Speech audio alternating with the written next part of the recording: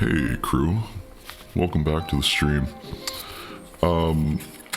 It's been an interesting weekend, and it's only going to get more interesting talking about what's happening today and the rest of the week. So, what makes this so interesting? Why did I change the counter on our malls completed? Well, on Friday, when we last left off, I had turned on the Nexus Chaotica Flame. It's Tuesday, so this has been running for 5 days straight with like a very minimal charge. Now, the electronics in the bomb aren't anything too impressive. You know, we've got just a little bit of perf board, a 100 ohm resistor, a 500 milliamp power battery, and just a charging circuit. And the other part of the perf board is just a little switch, just to make it easier just to work with. So nothing too impressive. And when we have a flicker candle LED with our resin cast on top of it.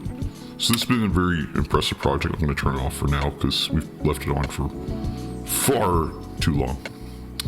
Far longer than necessary. So, that's interesting. And we're marking this complete. I'll do a 360 video after stream today, and we'll post it both in the Discord, and I've got a couple ways now to post it in some other places like TikTok or on YouTube Shorts. We'll do something cool. Today's stream is about the Razorback. So we painted this up last stream, and we glued it all together. There's parts that we didn't paint. I think around the base here is still gray. So I might put some paint on that today. It didn't seem totally necessary last time we were painting it, but I had the weekend to think about it, and I think I might actually paint it just for sake. And there's still some little cleanup bits like here, where we can still see a little dot of white. So I want to get those underway and get them cleaned up. I've also got some chains. So we're going to wrap some of the weapons here in chains because that's kind of the Templar way of doing things. Also, there's some places here we can put some silver for some magazines and for the barrels. So we'll clean a couple things up today, and then we'll start edge highlighting as well. I like to leave edge highlighting to the very last because it's a very nice way to do it. But we'll put the chains on very last because they need to be glued. So, I'm going to start with blacking this part out, just so it matches the rest. These are fixed in place, they're glued now, so they're not going anywhere. Also, you'll notice is that today we've changed the stream area from miniature painting over to just chatting. We work in both areas anyway, so this is a good way to get a couple more people and drag them back into miniature painting. I've got a little red here. I'm just going to clean up just the edge of this because there's a little tiny bit of gold flake in there. So I just want that just to have some attention drawn to it.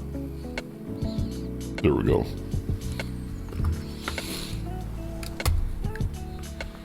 Oh, and the other thing we're doing today, as promised, we're going to start on the Chaos Space Marines. I'm just going to pick out my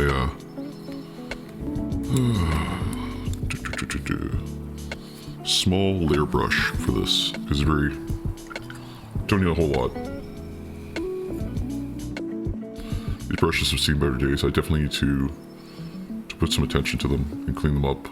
Maybe stream. Hey Simple, how's it going? Glad to see you again.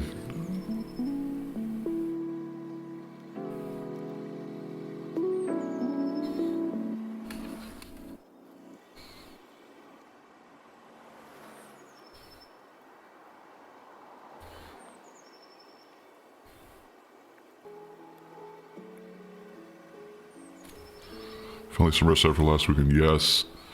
You said you're on call. That was I can't imagine what that was like out there in Poland. Did you have to do very much service work, or was it just sort of just making sure nothing blew up? Just gonna feather the red out here. Oh, you're at work currently? Oh, no way. I'll try to keep the language work appropriate then.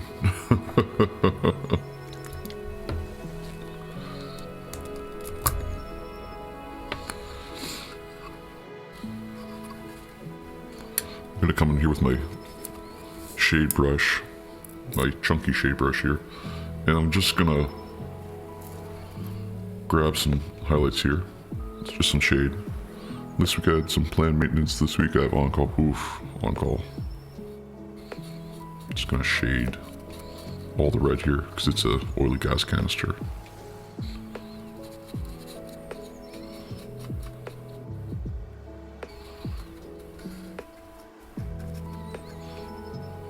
I'm glad you could join me. Work from home. Ah, that's perfect. I do miss work from home. That was one of my favorite things, was getting up, heading to work, and just sort of chilling for a while. And being able to take my time to just work through some software automation.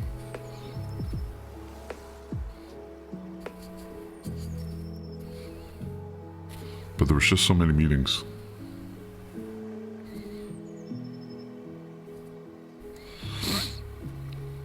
I'm just putting some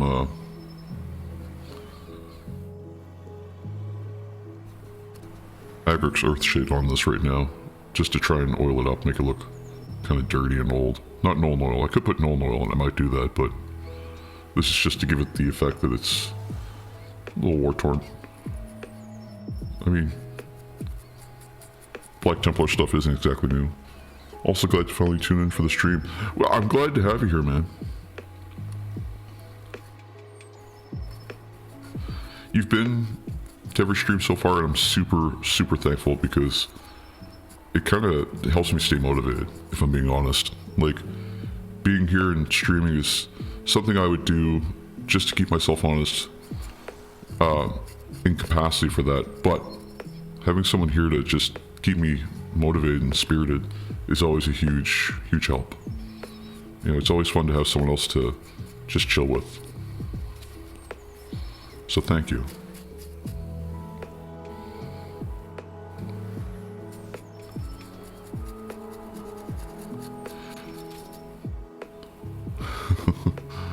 Glad to be of help. Definitely, man. Definitely.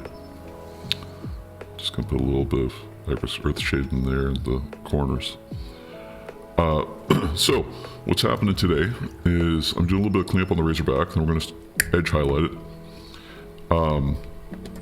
When I mean cleanup, I mean just like getting it, like I missed this area last time, so I'm gonna clean up a little bit more with some more black down here, and then edge highlight the whole thing. And I've got these chains I want to put on the weapons as well, just because it seems like it'd be the most appropriate thing for Black Templar.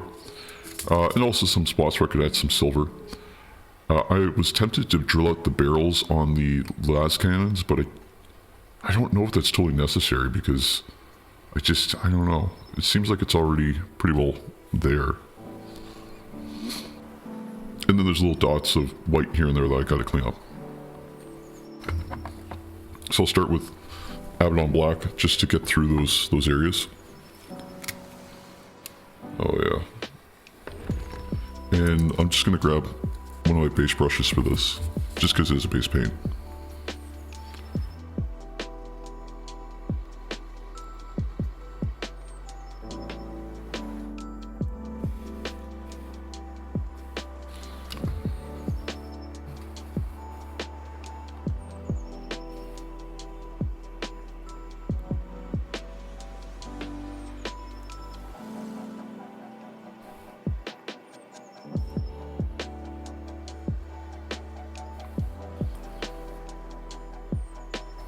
I'm not being careful with the black, because I can always clean up the lead belcher here a little bit later, if I overdo it a little.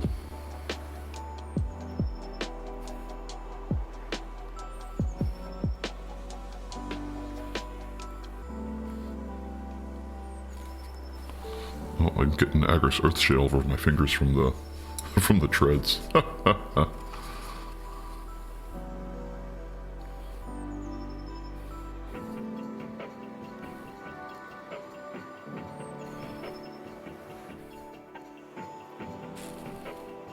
I always drill the barrels, even if they have a hole. I always do too. I just didn't know if I should for a las cannon, because it just seemed... I don't know. I just don't know kind of what a las cannon looks like. Maybe I will. Maybe that's what we'll do today is we'll drill that out as well. And then we'll fill it with some black, just so it's there. And I can double duty it by making the end look singed. So I think that's, yeah, we'll do that. It'll look consistent if I do that at least then.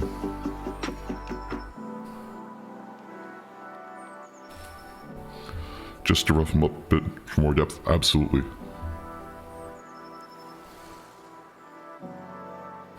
And that's kind of what I'm going for, is the depth that, like, this thing has been through a few fights already and it's ready for, like, another fight. For last cannon, you could still drill and file them a little bit. That's a good idea too, some filing. I do have a file, I just haven't realistically used it very much. This might be a good excuse to use it. Yeah, I'll do that. I'll give it a shot.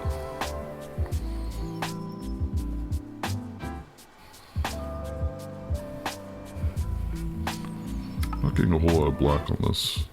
Probably just because I'm being too light. Almost dry brushing on it. That's how light I am.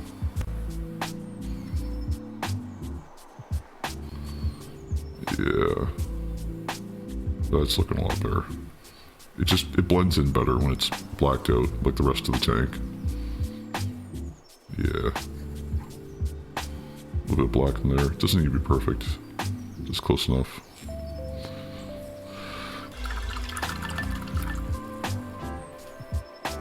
Oh, you know what? I missed a little bit of black here. I'll do that up right away. A little bit less black there.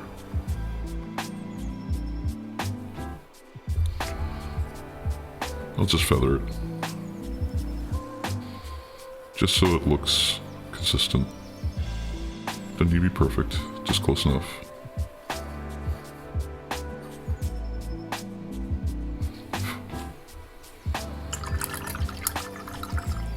Oh, and the other thing we were going to do is we were going to write something in here. You know, I haven't decided what to write there. That's the hard part, is I just don't know what to write. I was going to put Exhaustus or Templar, and I'm just not totally sold. Also, some little lights in here and stuff that I think... Yeah, this is going to be a trim heavy day. We're working on the Razorback. So I'm done with the black for now. Something in Latin for sure. Absolutely. Well, that's why I was tempted to put Exhaustus, because it's black for exhausted. But I need something really cool that's in Latin. I thought about Mercy, but because, you know, the Black Templar had this no mercy kind of thing, so no tanks. But I don't know, I'm not totally sold on that either. I couldn't think of anything that I was really leaning towards, and everything just seemed to be really, like, a lot to write in. I kind of decided with I was going to do a water slide decal, and I've got some water slide paper, but I forgot it on the weekend when I was going to the printer. When I say the printer, I mean my mother-in-law's house. We use her printer sometimes. Just trying to find a drill bit that matches kind of the shape of the barrel. I think that's good.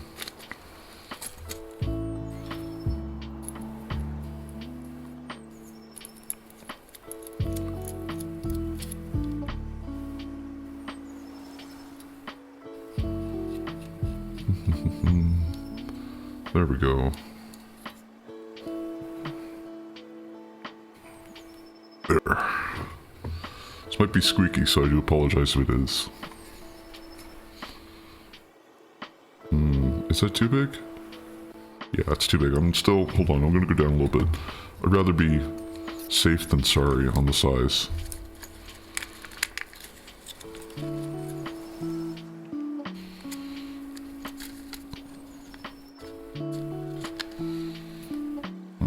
Still a little too big. I could probably get away with a much smaller bit here. So yeah, if you have any Latin suggestions, I'd probably go with one of those. I only have about maybe 3/4 of an inch of space to work with.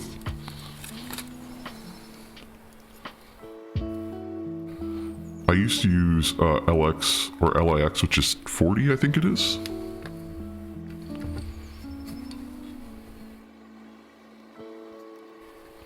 Okay, this is gonna be funny because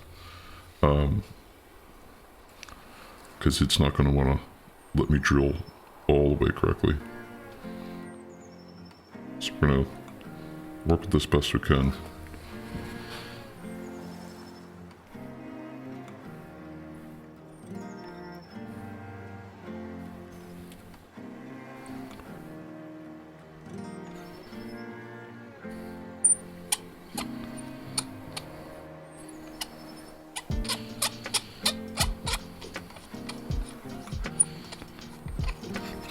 Just checking it real quick.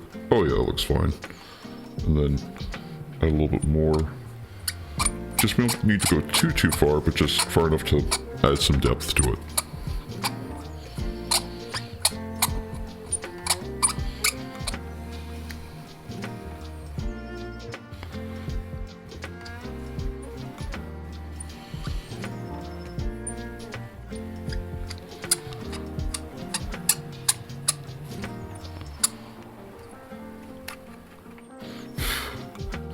Maybe a little further.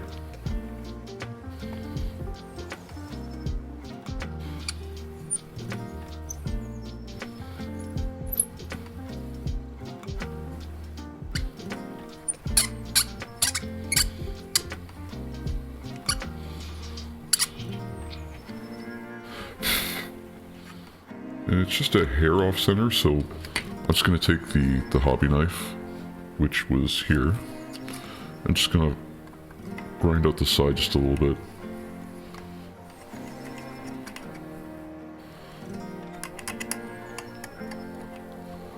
Just so it looks a little bit flared. Yeah, I'll just bring it out just a hair.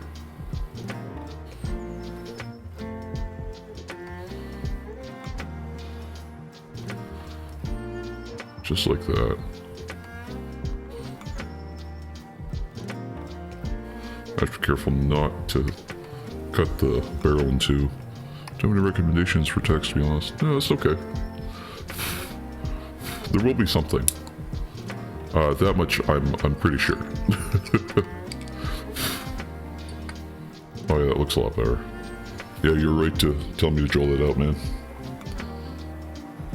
If it'll focus.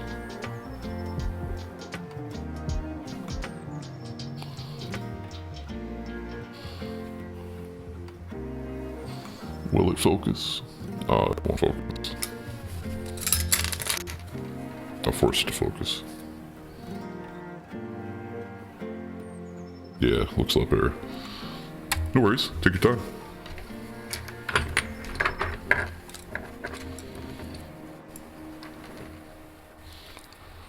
I'm gonna use my knife this time just to start that hole.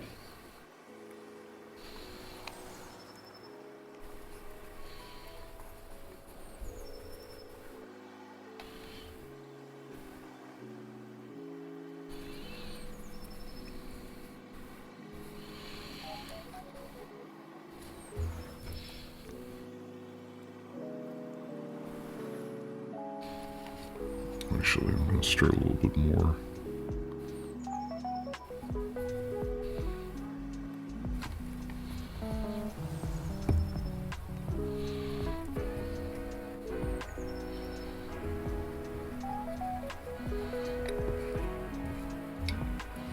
And put a little more depth into that.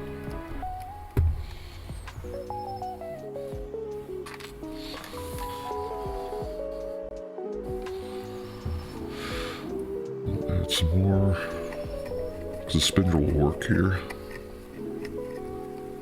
We can always clean that up a little there. And then start drilling.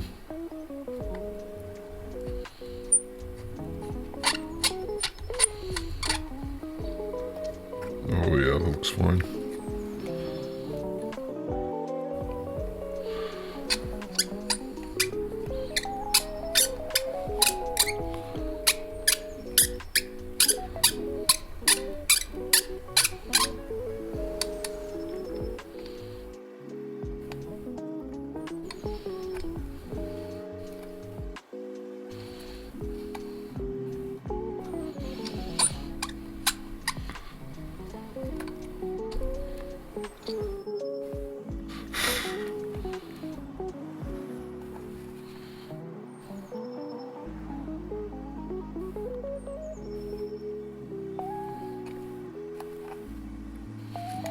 There we go. Yeah, we'll just take a little bit of black, Abaddon black, and I'll just dance around the edges here. Just on the inside too. Throw some on the wet palette. And just highlight the edge some. Just so it looks like it's been superheated.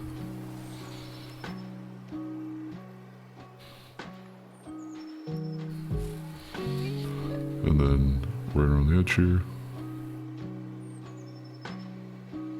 Like I said, just to look superheated. Let's take a little bit more black and then just flare up the edge here. Just to give it just enough.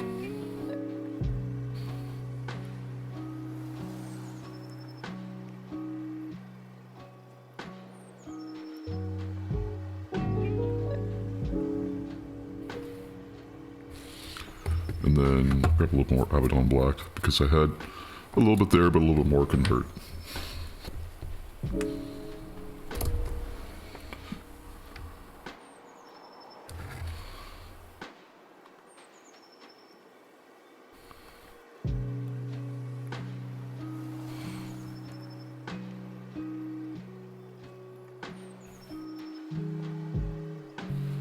Just like that.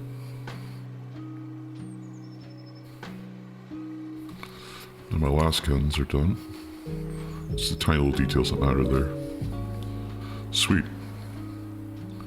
So there's some silvering we can do.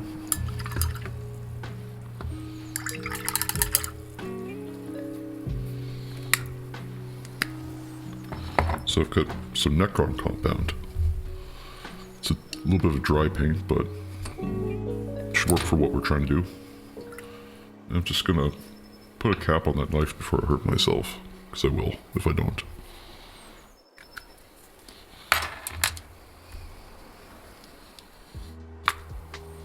There we go. And again, it's just dry paint, so it's not going to be super forgiving. It's going to be a pain in the butt to work with a little bit, but I'll make sense of it.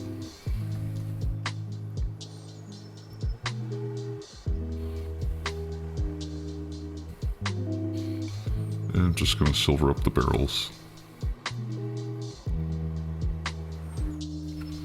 Not much, just enough to tell the story.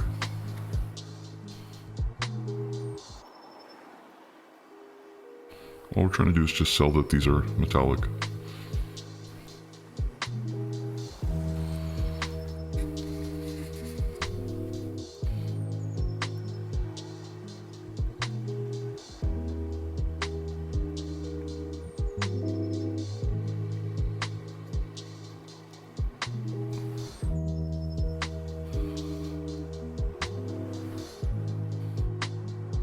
A little bit more.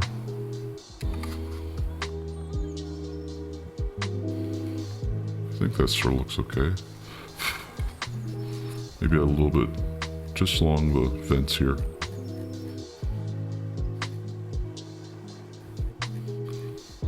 Just to sell that we're a tank. Nothing else.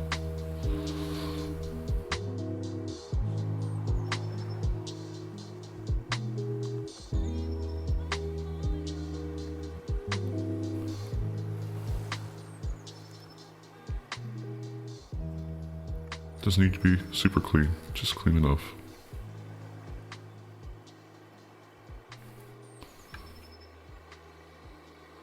I mean, it's a tank after all, it's not meant to be super, super beautiful, but just as close as we need to.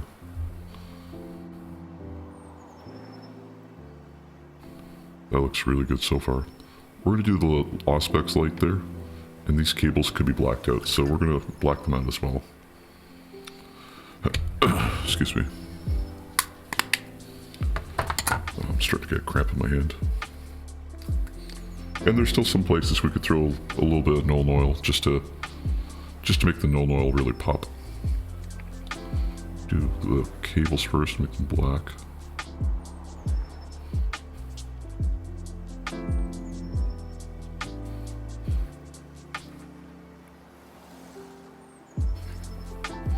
when we go to do our edge highlighting, I want to sell it on the blue armor spectrum, so we're going to do Dark Reaper, and then we'll move towards not Ink by Darkness, but maybe stick it on blue, stick it on scale green, I guess. You know what? We'll stick to Dark Reaper first because it's a blue-gray when we hit edge highlight, and then we'll find a corresponding color, something that's not too blue or too gray. Because Dawnstone would be nice and light, but we'll use that for edge highlighting. The whites we have on now are actually, they're not Corax white. What white are they? They're gray. We used a gray called Gray Seer. It's very, it looks very white when you put it on black, but it's actually very gray on its own. So it's kind of a neat little trick of the eyes. So we painted our cables black, so we're going to paint the Auspex red, I believe. I've got Mephiston red here. Actually, I'm going to start with Corn red. We'll grab just a little bit of that. Not much, just a little bit. Close this up correctly again. And I'm just going to thin it out on my paper towel here. And then go in and just cover it.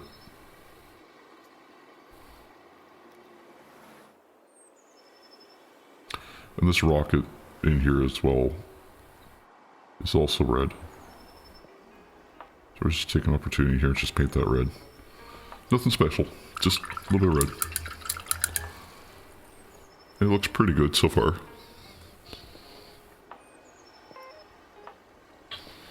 And then, just because I want a little bit of a highlight, I'll take some Mephiston red.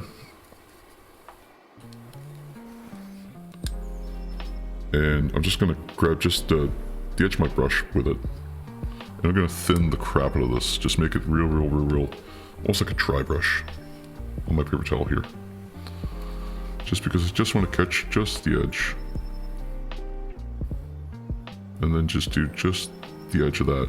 Just so the highlighting looks like a highlight. Nothing, again, nothing too special. We're not doing too many things here to make it too perfect. And then back along here, we can throw some red as well. Just to highlight the edges of our cans.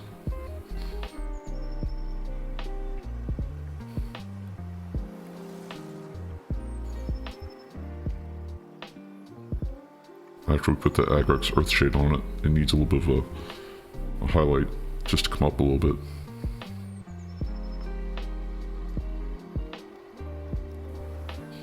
All we're doing is just selling an eye catch, just to say there's a little bit of light there.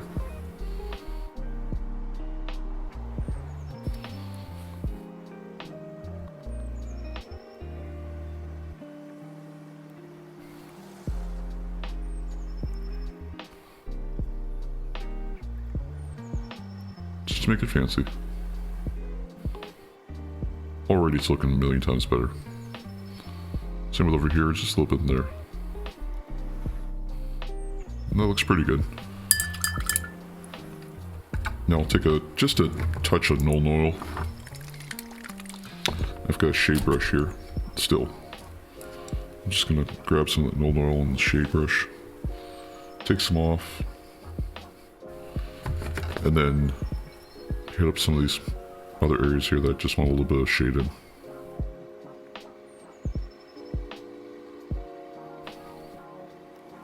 Just because it's oily.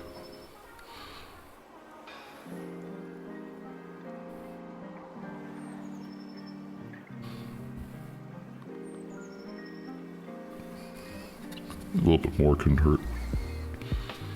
Just to put on some of these areas that we just painted.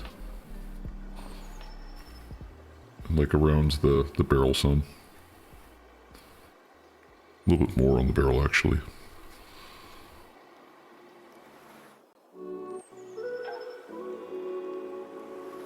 I'll help sell that it's dirty.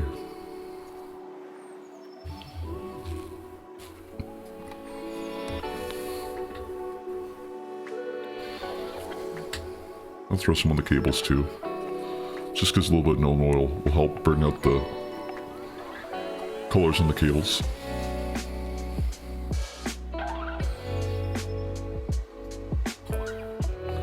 Again, this is a used war machine. It's not going to look brand new. And Nuln Oil gives us a little bit of a shade, which is really nice.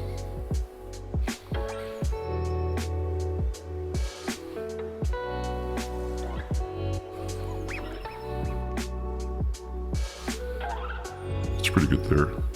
Throw a little Nuln Oil just around the front panels as well.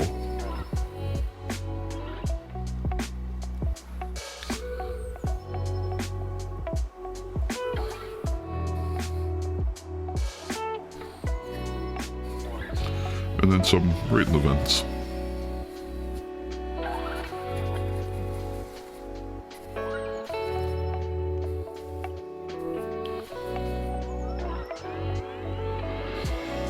And again, we're just not being careful, we're just slathering it on. The darker the better.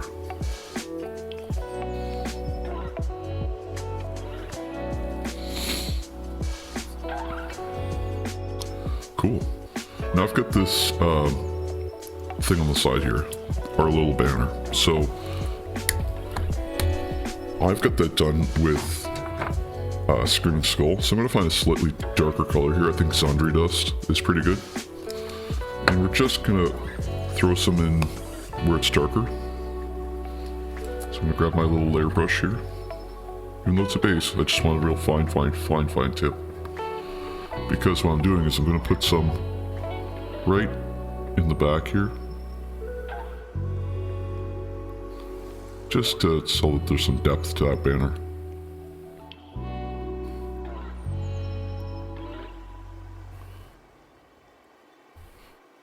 That's all I'm really doing, is just looking to add some depth.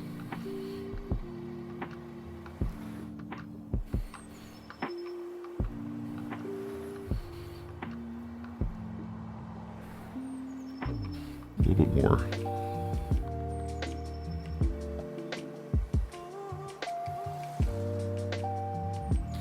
And we didn't add very much, but we just added enough.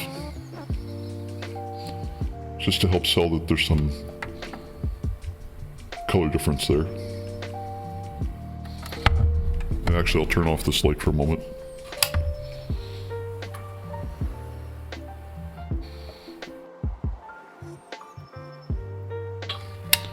There we go. I'll get this light a little higher. As high as I can, at least. And our colors are very, very gentle, very purposeful.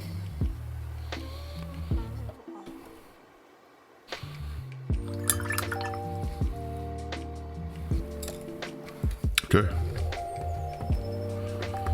It's probably a good time for us to think about, now that we've got our colors on, doing our edge highlighting. So, let's start with some Dark Reaper. I like Dark Reaper. Why do I like Dark Reaper? I like Dark Reaper because it's one of the first colors I learned to use for Black Templar. Now we also have Corvus Black as well. That's, you know, a nice intermediary color.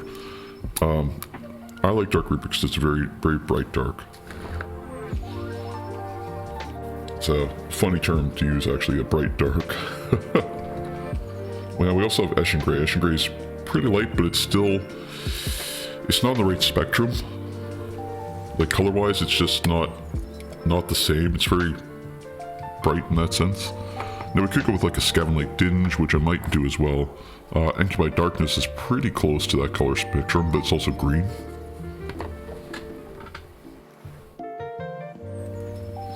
So we need something similar. Something similar, but higher in the triads. So, what colors can we use? Not Abaddon Black. Dawnstone's pretty good, but it's still too bright. Fenrisian Grey is usually or Rust Grey to Fenrisian Grey is usually the highest highlights.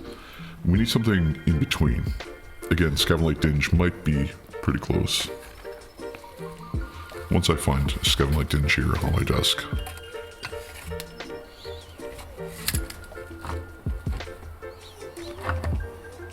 Here's Fenrisian Grey. Similar, but not the same.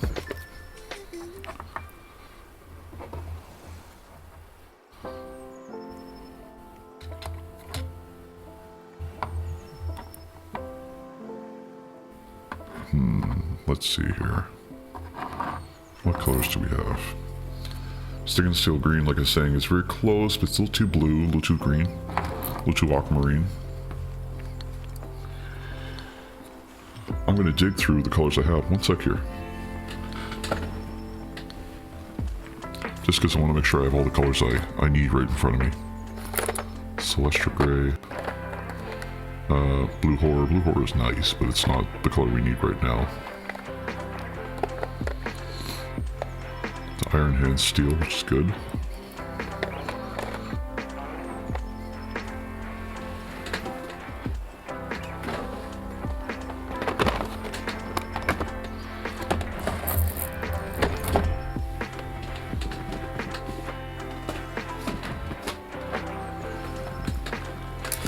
Okay, let's see what we have in here. So, in here I have Apothecary White. I've got a lot of contrast in here. I think this is all contrast paints.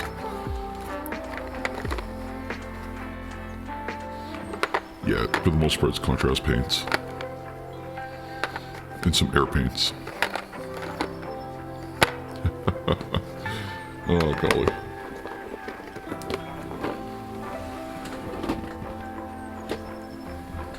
So where the heck is my Scavenlight Dinge? Or maybe it's separated and I just can't see it because of that.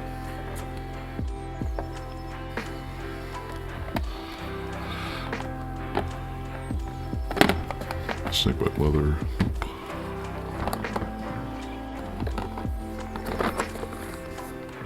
Administrative Gray and White Scar. Nope.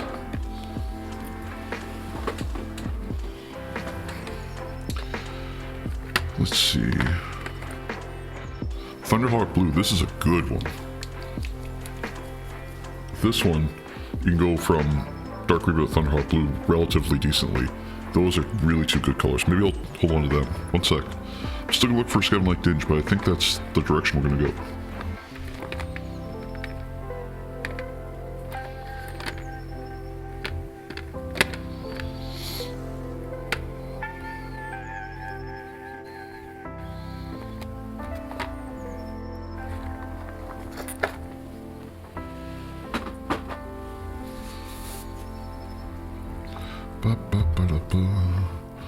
Raygarth, Baneblade, Soundry Dust, Malatok Blue, Screaming Bell, Skull.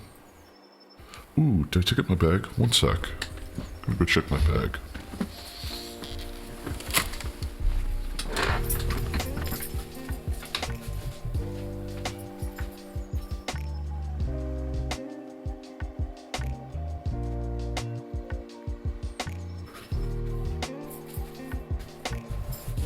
Good news, it's not in the book bag.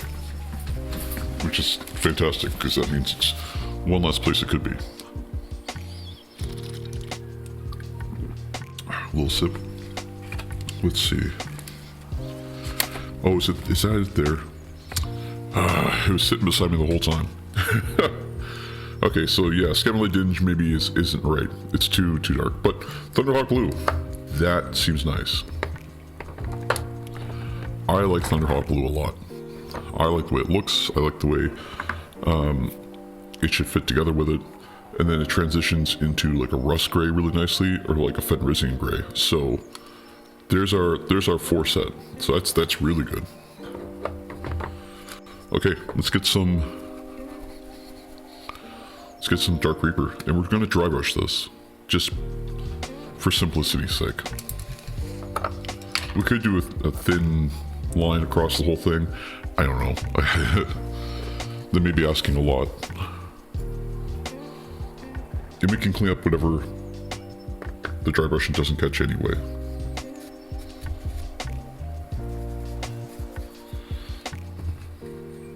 Get a little bit more off just so it's not so dramatic in color. There we go.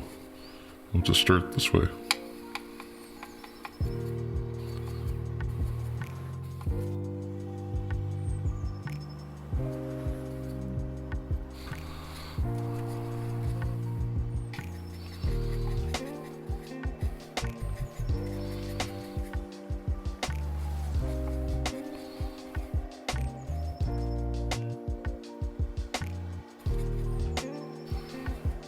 So all we're doing is just kissing the edge. Just being purposeful with our highlights.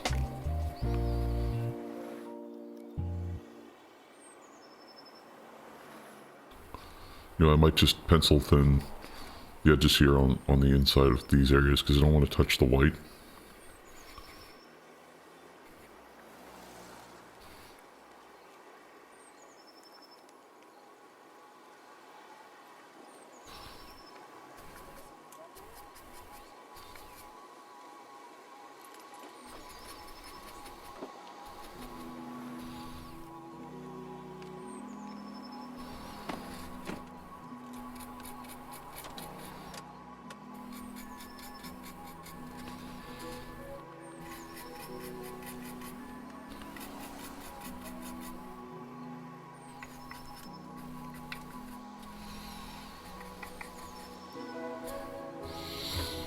The blue's already starting to come through. Maybe not be totally visible on camera, but it's starting to come through on my end.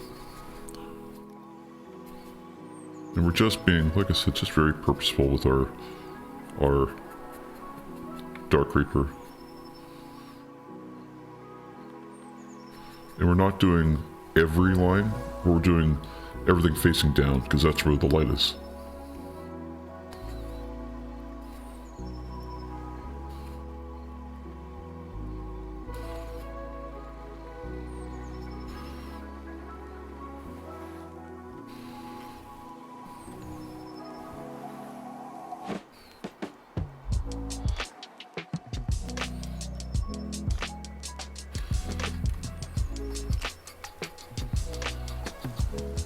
Grab a little bit more. We'll just do along the back line here. I'll just open this up and just do along the edge here.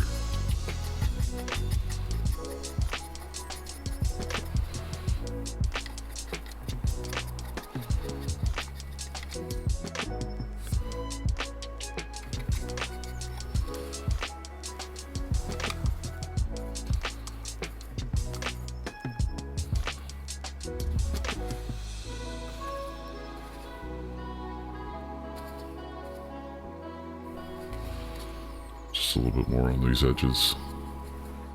I'm just being a little more aggressive with my dry brush now. Just because I really want to sell that there's an edge here.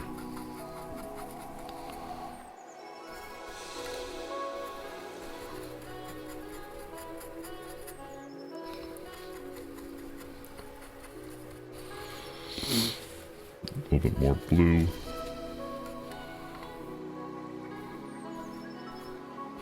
And I need a little bit more Dark Reaper, just because I'm just running out.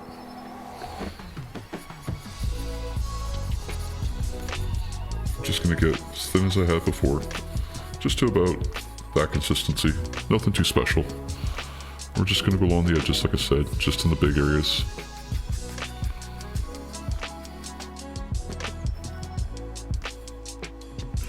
And we can clean up anything that's too heavy.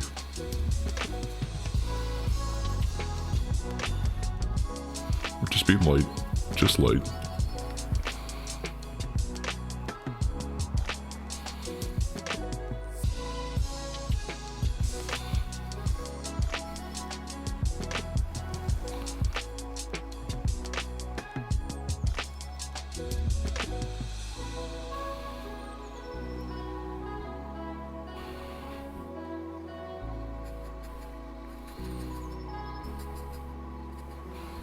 All we're doing is just highlighting the black.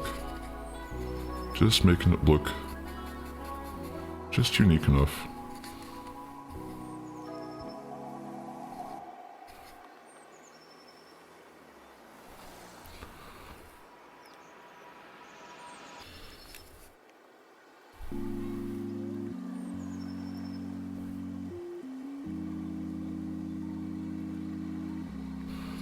And just bring some down here on the edges, just so I can catch the edges of these vents.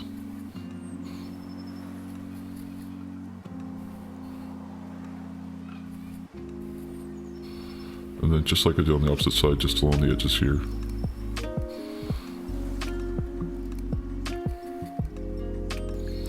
We don't really care how gentle we are with it on this point, or if it leaves these like shadow lines, because we're really just trying to get it to be dark enough that, or light enough I guess, that it has them. Just some definition of wear, definition of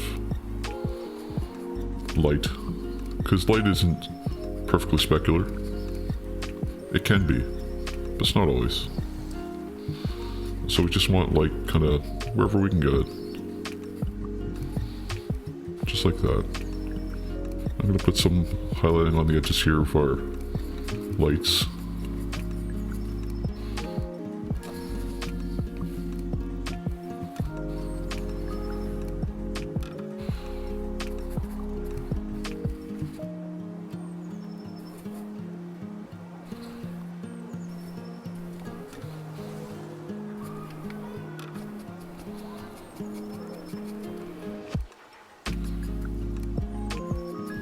Just dry brushing right to the edge on them, just to add more lighting.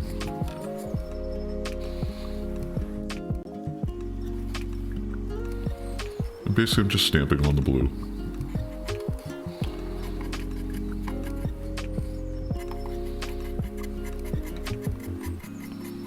And just brushing across the top here, just to have wherever I can catch it, wherever the blue wants to go.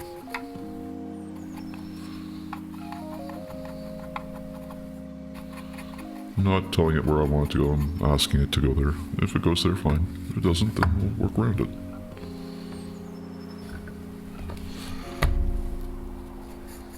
Grab a little bit more, just for the remaining highlights here. Just because we've got some spaces along here. And then we'll come back through a little bit later and do some pencil thin highlights like I was saying.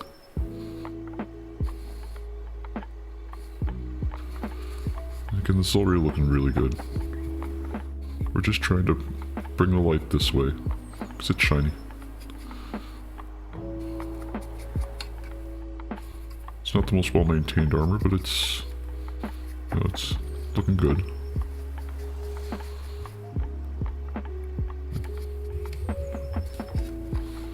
Nothing super particular, just some good lighting.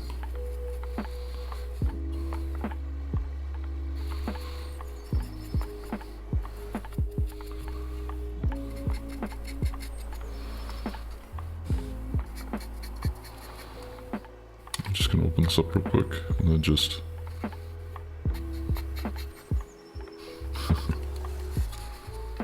it's trying to close on me again. There we go. Catch some on these beams. It's right up top. We're just spreading it down. You can see it's already starting to dry up a little bit, so we'll just come back through and just be a little bit more purposeful with our colors, like I was saying.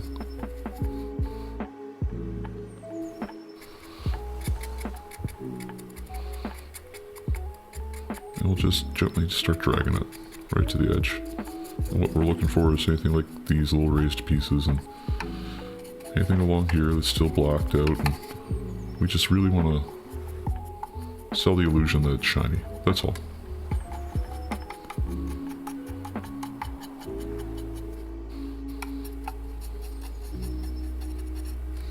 We're not being the best here. We're not rushing. We're not racing.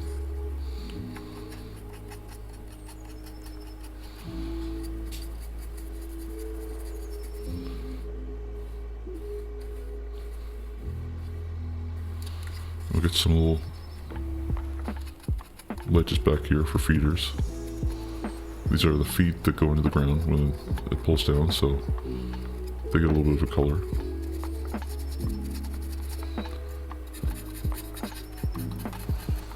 Again, just dragging colors across. Maybe a little bit more if we can manage it.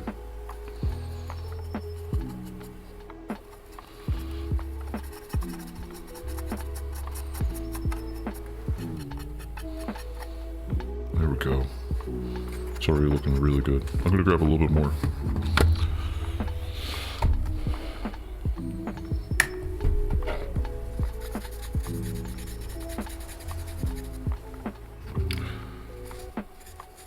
Nice there. I'm just doing these upper cannons and things.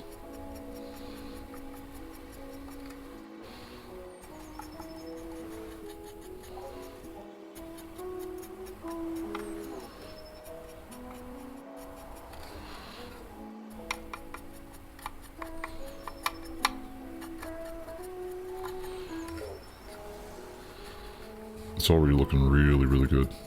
Just with those colors alone. Just gonna sneak some just below the lights here. And if I can just grab that edge. Oh yeah.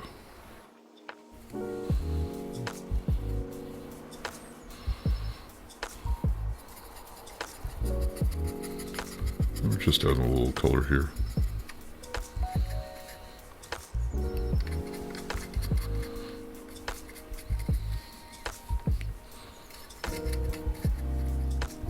I'm having a really good time today, guys.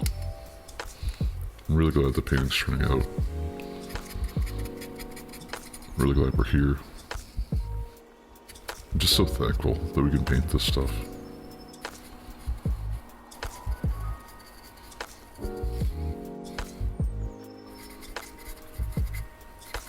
I could spend all day doing this.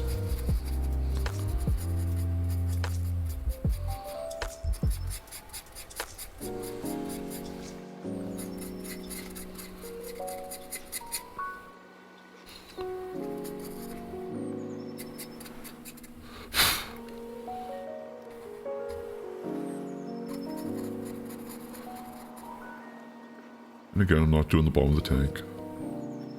Or the Razorback, rather. I'm just doing just the edges. Just the parts that are visible to the light.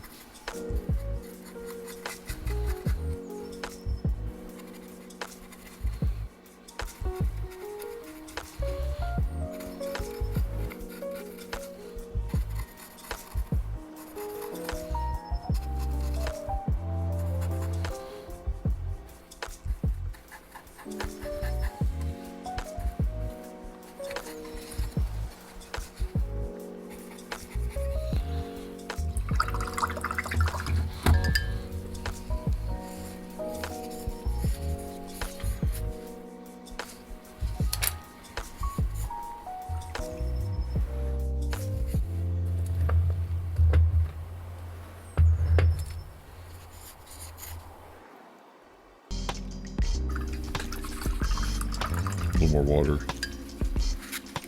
We're just gonna dry off the dry brush. Just get the paint out of it that we can.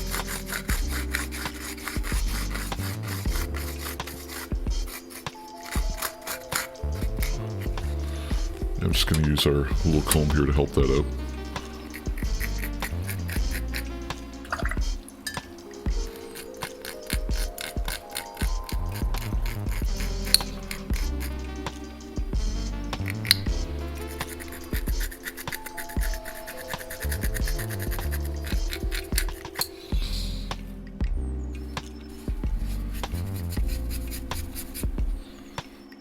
There we go. We don't want the dry brush to be too perfect either. We want it to be dry and ready to be dry.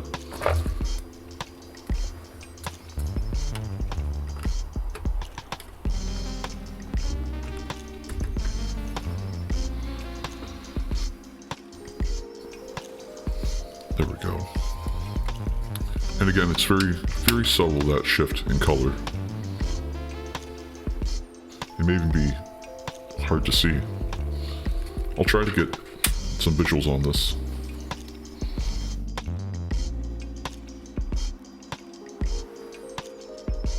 But the illusion of light is there. That's all we need, is that blue first, just as a groundwork. Next, I'm going to close up my wet palette. Put the center stage. And I'm going to use, not Dark Reaper, I could use Dark Reaper and just highlight the edges a little bit better. I think I will do that. I'll use my base brush. No, I'll use a layer brush, because a layer brush is more in line with what this is. And I just want just enough so that when I drag backwards from the throat forward, I can control the amount going on.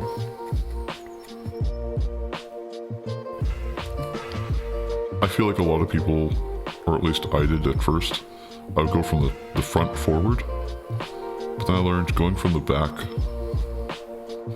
to the front, when you can at least, gives you a much crisper highlight. I'm just picking out light areas that are going to be closer to the sun.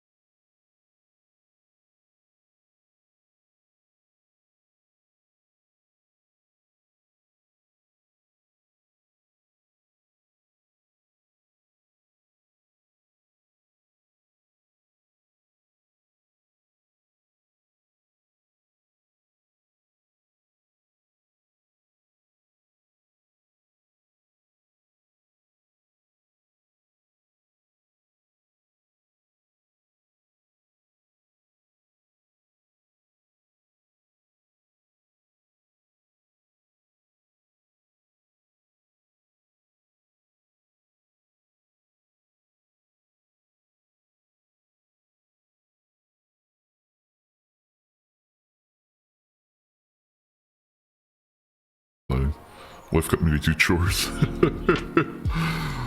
No problem, dude.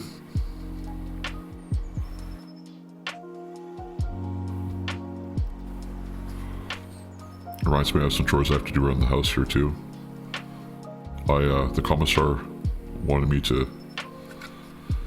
get my workout in today because I forgot I did not prioritize my workout yesterday, so I need to prioritize my workout today once the stream's done. And she wanted me to clean some dishes that we have, so I'll get to that after streaming. It'll be no big deal.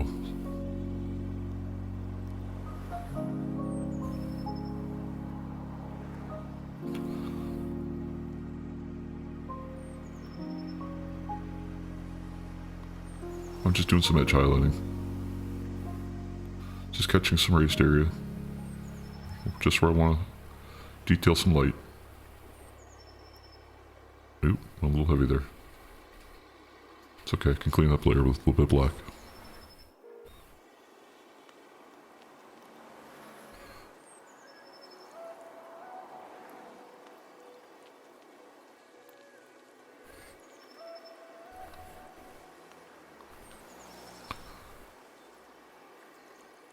just doing some blue edge highlighting.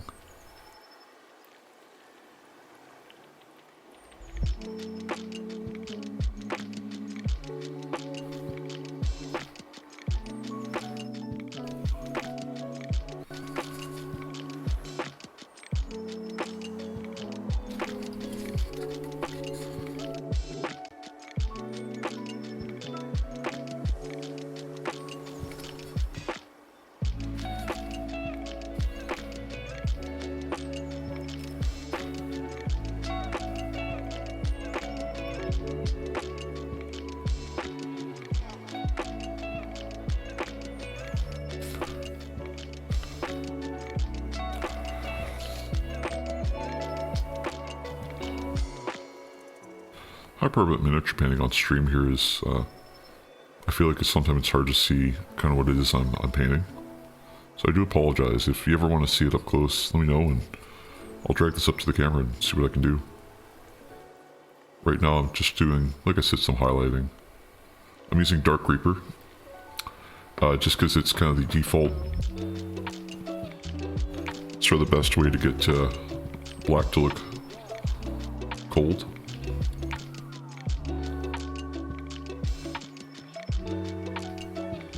And I started by dry brushing all over the model with, well, all over the raised areas with Dark Reaper. And I'm just picking out those areas that I dry brushed and adding a thin line of Dark Reaper to wherever I can.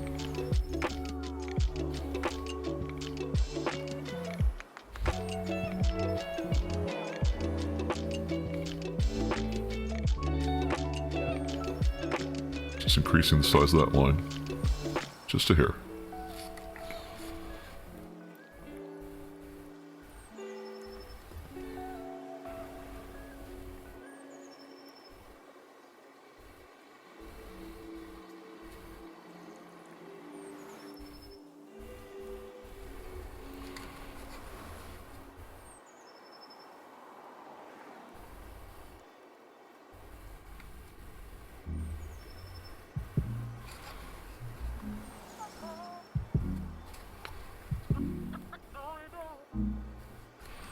Get a little bit more on my brush there. There we go.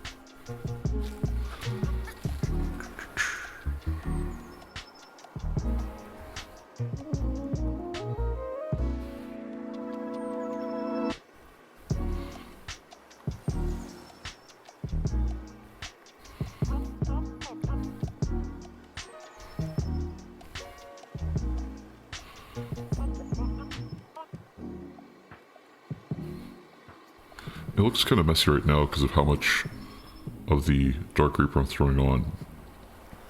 But once I start applying the Thunderhawk Blue, it's really going to pop.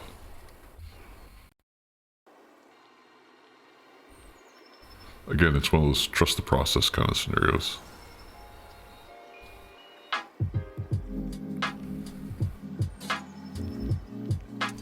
There.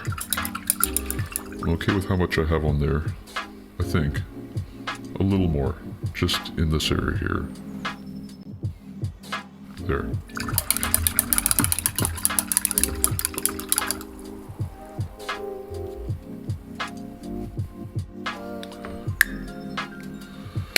looks like that I'm done with Dark Reaper. Then we'll go on to Thunderhawk Blue. Thunderhawk Blue I like a lot on top of Dark Reaper because it's just the next brightest up without being too far off the scale. And even on the paper towel here, it looks very similar in color. So now when I just touch it to this and just kiss it along the line, it almost looks invisible. And then it starts getting brighter and brighter and brighter, just as long as I keep my line razor thin. Brighter.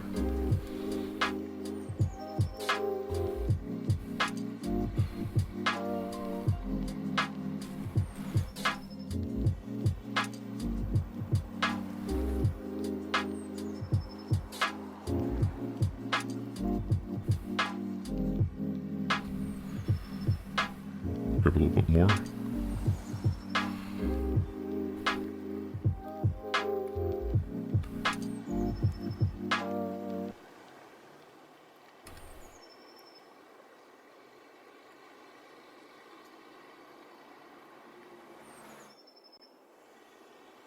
Again, as long as I keep my lines razor sharp.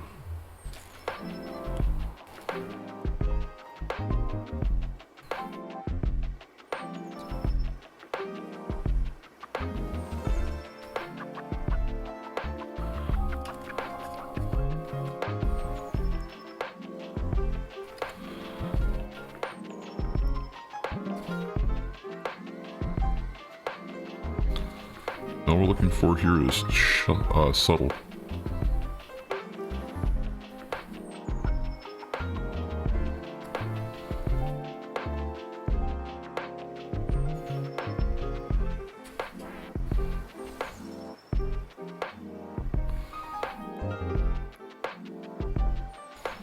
Just wherever the light is going to catch.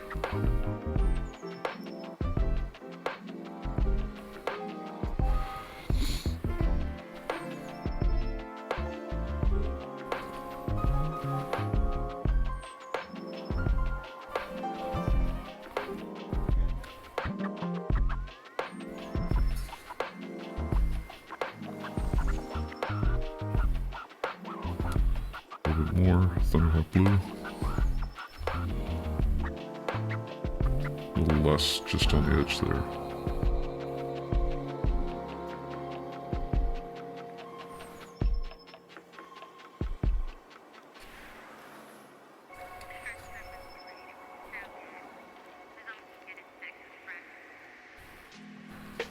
It's already looking like it's starting to pop in color, which is good.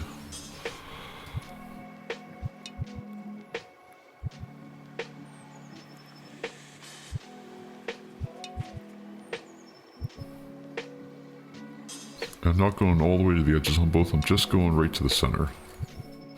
Just along the center line.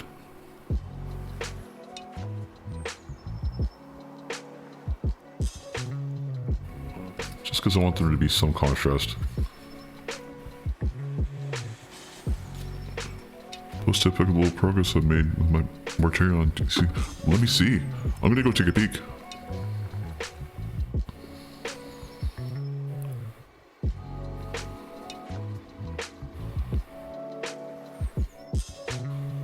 Progress. Dude, that's so sick. Dude.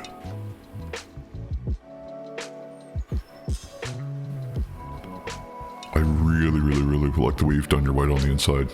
Like the wraith bone. Oh, it looks so good, dude. Holy crap.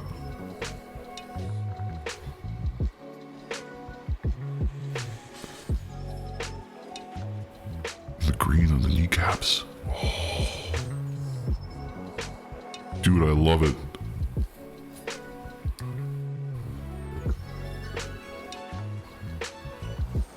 You're proud, dude. Painting it in 30 color scheme, very nice. It's very like the white alone right now, like the way if you use that like Wraithbone, like the off-white. I think it's Wraithbone, but the off-white just alone really sells it. It's like royalty armor kind of thing. A little bit of warp taint. It's so good.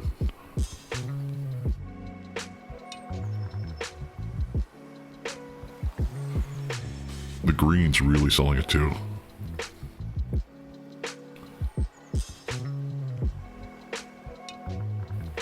I'm not totally familiar with Mortarion. Is that some custom sculpt you have in there? Because it looks like you've done some kit bashing, which looks really sick if you have.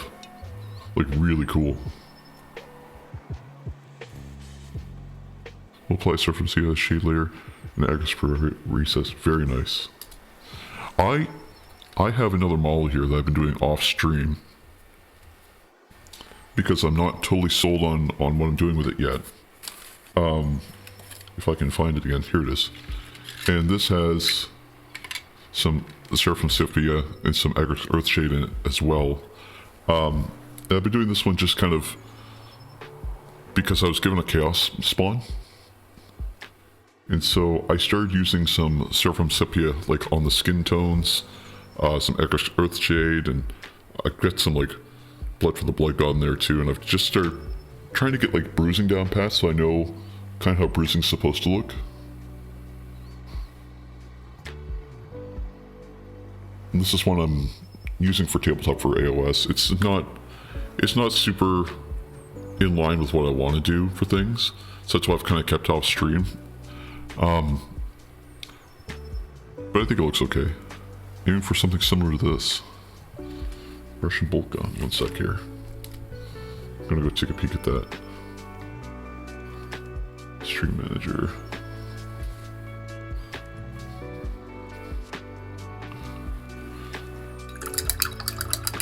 Wash my brush real quick.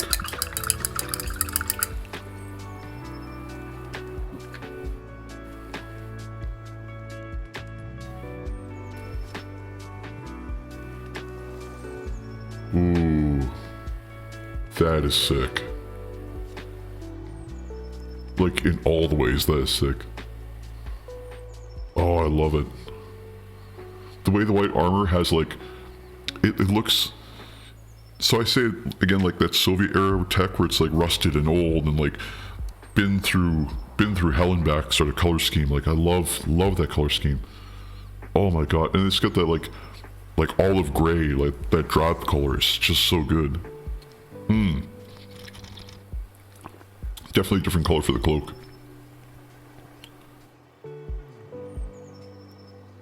Dude, I love this. This is like Plague and Blight, and like so good. I'm gonna save that image. That looks badass, dude.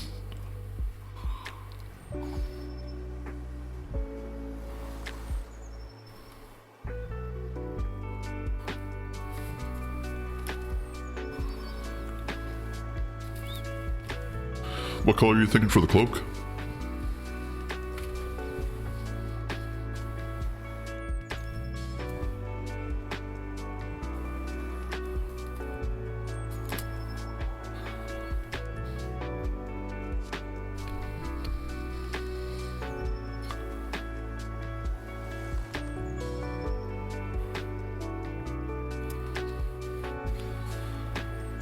Or have you decided yet?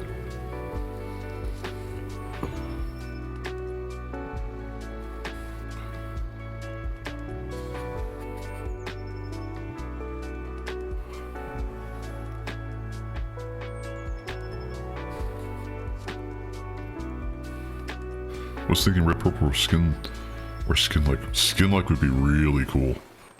Like if you had like I've got the color sheet in front of me actually, like Acadian flesh tone or like fulgrim pink in there sort of thing, or even like a Slaneshian gray. Mix it in with like some veins and stuff. That like a skin cloak. Oh, like a cloak made of flesh. That would be sick for Mortarion.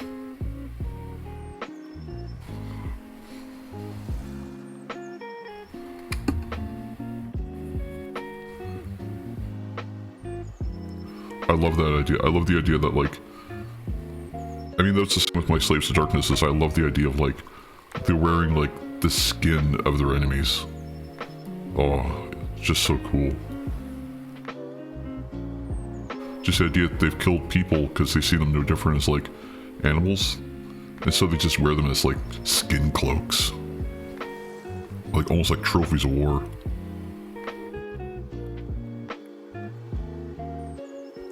Just surviving off like, oh. And then you add warp in there. Chef's kiss. But I have mixed feelings about it since I have a lot of fleshy parts and big ones like his wings. Yeah, I can see that. I'm still in the camp of like, the fleshier the better, but that's just me. Also, if you really wanted to sell it, you could make it look like, you could add some red to it, make it really bloody.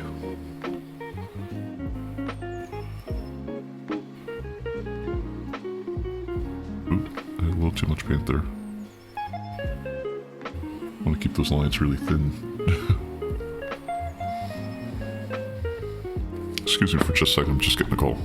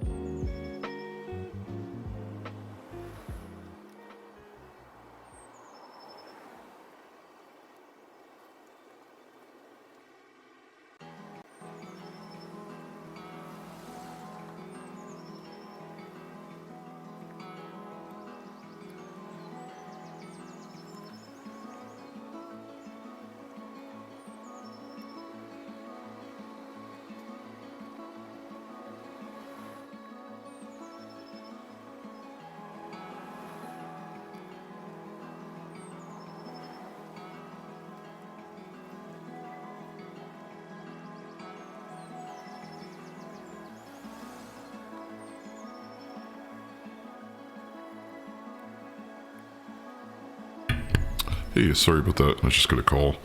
Kind of an important call. I just found out that he, let's see, also thought about dirty cloth. Dirty cloth also be cool. Because you could do like, you could do like navy colors kind of thing. Like a navy blue and then make it dirty with like Egrix Earthshade. But again, I'm still in the camp of like skin, because skin is really cool. Yeah, I just got some news that my trip to Toronto won't be until May now. It was supposed to be in April, but we're still trying to figure out the details on it. So probably in May is when I'll be head to Toronto. I'm going to try and check out a place called Meeple Mart. They've got a good selection of miniatures and paint accessories there, and I want to see, and they've got like an online store too. Not sponsored, by the way.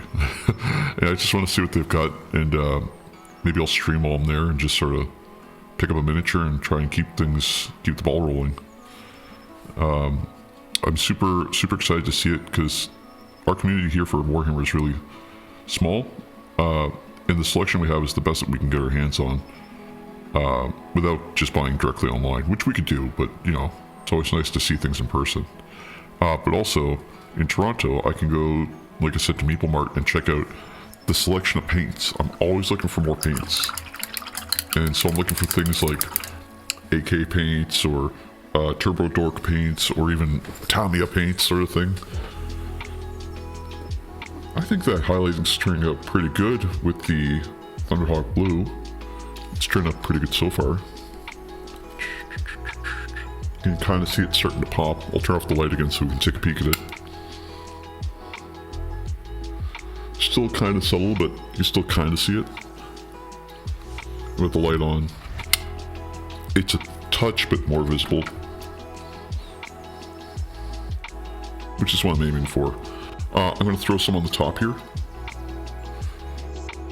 and then I'm going to move on to Rust Gray, and then we'll move to Fenrising Gray just for touching highlights up. Also looking for more paints, even though I don't need them. I am the same way, man. Like, there's tons of paints I just don't need, but I just keep telling myself, you know, if I get more paints, maybe I'll use these on something. And I'm always looking for really cool paints too. Like I found one. Thanks. I found one for it was I forget the paint color, but it looked like the same floor as like the old arcades used to have. That like kind of dark, dull blue. And I found some like neon paints, and I went, wow, if I can use neon paints with that, I've got like an arcade floor marine. I like buying just a small space marine and just doing those up. Have you thought about adding like burn null effects to the tip of the blast cannon? Oh, I kind of did. It's sort of hard to see, but I kind of did. Or do you mean like the, where it starts to look like blues, like bluish and stuff? Because I could do that too. I mean, that's probably not a bad idea.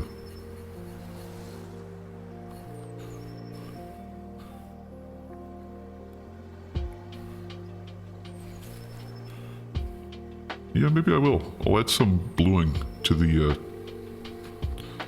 cannon.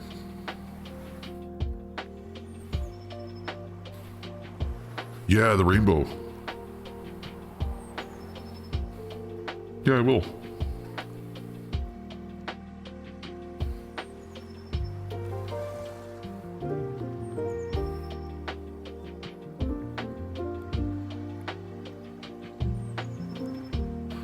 Okay, that's enough of this blue for now. I'll have to look up what one of those effects looks like. I've seen it. I just want to have a reference in front of me when I look at it. I've got some rust gray here. And I'm just going to do kind of what I've been doing this whole time, but just in some ideal parts, like right along here is kind of good. Just where light's going to be the most prevalent.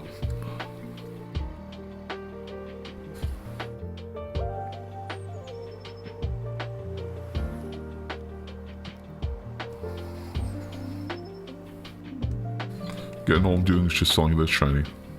That's all.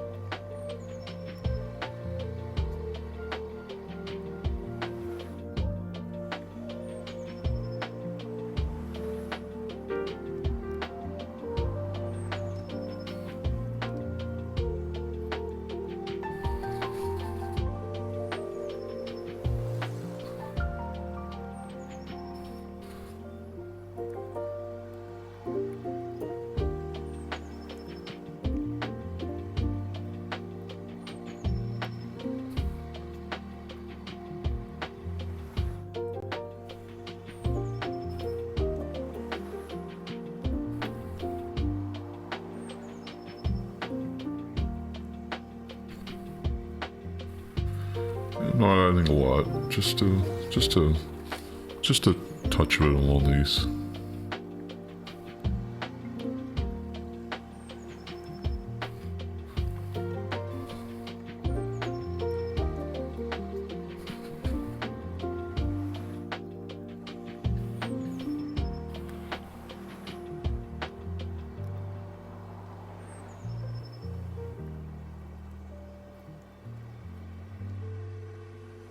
And just sort of fading them together.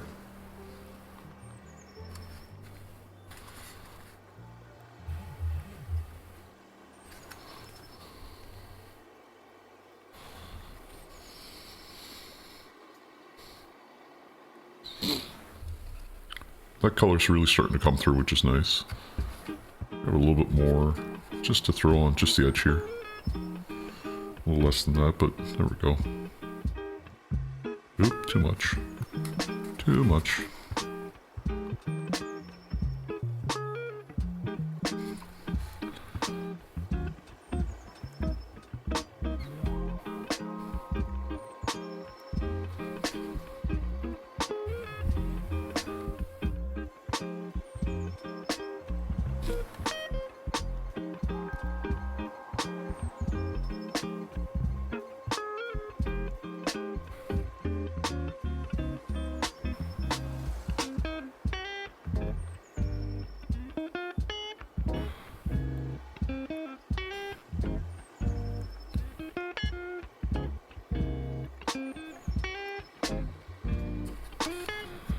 We'll come back with some Fenrisian Gray here.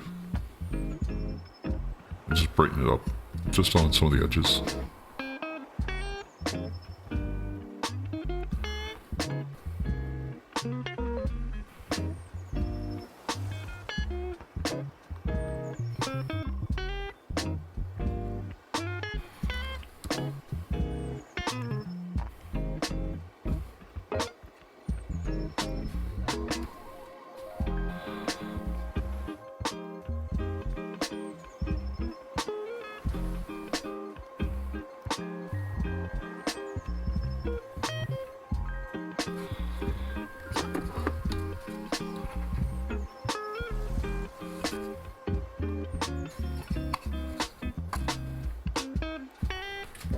I got some right on the edge there. It's okay. Just clean up real quick and then just along there.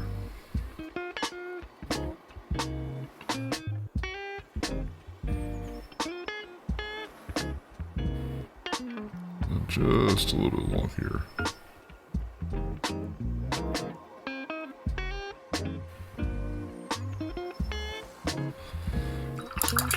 Just gonna take my brush.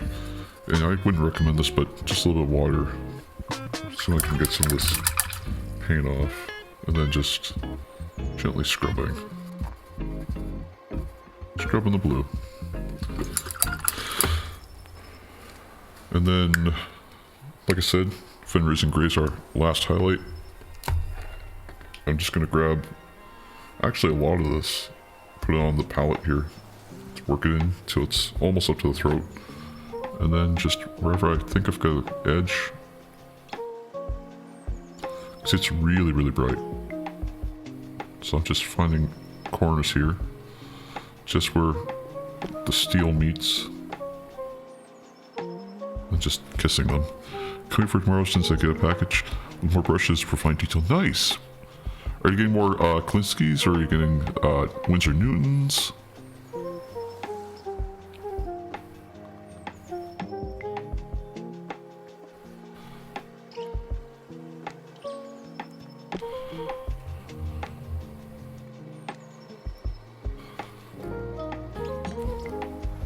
Or just more like Citadel brushes.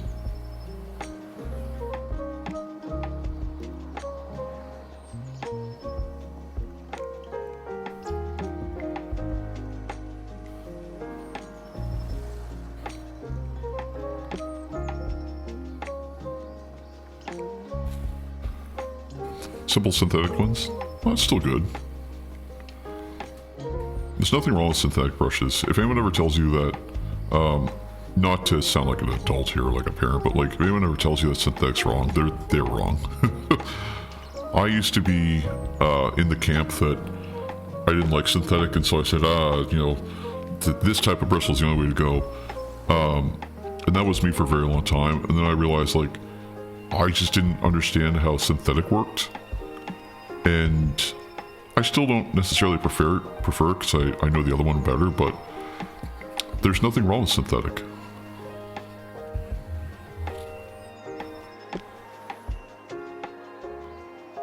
Tellari brushes. Nice. I'm not familiar with the Tellari. I'll have to check them out.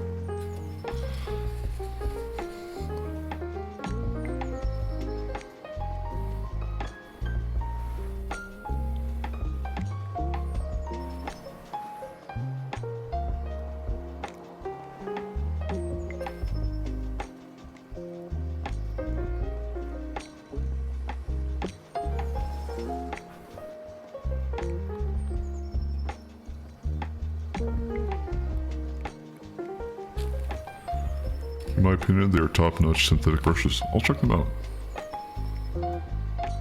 Give me a second here, I'll go take a peek at them.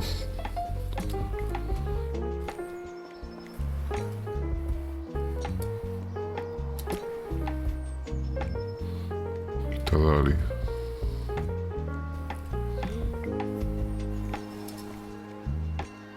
Synthetic.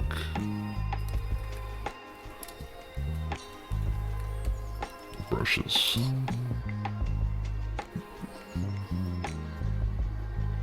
Actually, the price is really nice on them too. £2.50. That's like $6 Canadian.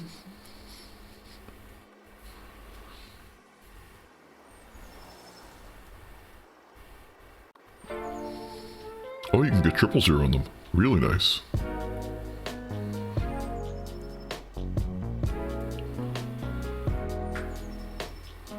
Actually, they look really good. Like, I'm looking at the... I'll show you what I'm looking at here. I'm looking at, like, the body on them. And, like, that's really, really nice. Because the Citadel ones are, like, very, very pointed. So to have something with a thicker body would be really nice. I'll have to invest in some at some point. Let's see what I think. $4 Canadian? Yeah, that's not too bad. I usually just double whatever it is in pounds to Canadian, just because the fluctuation's usually all over the place. I wonder what shipping is on them.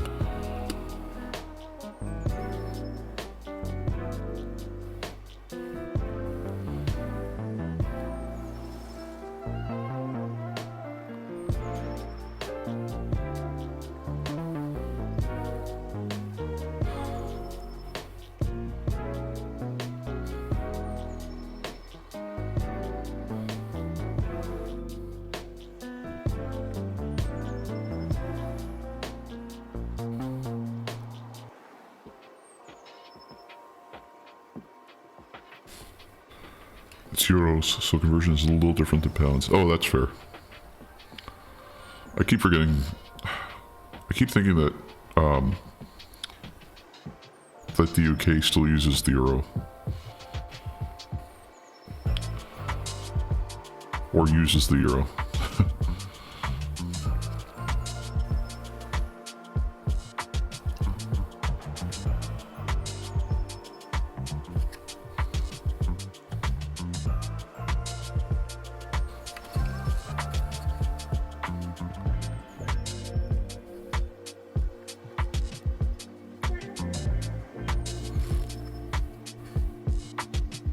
Maybe it did. As a North American, I kind of have the benefit of being so outside the rest of the world that, like, I forget about kind of everything that's going on and about how things work in general. So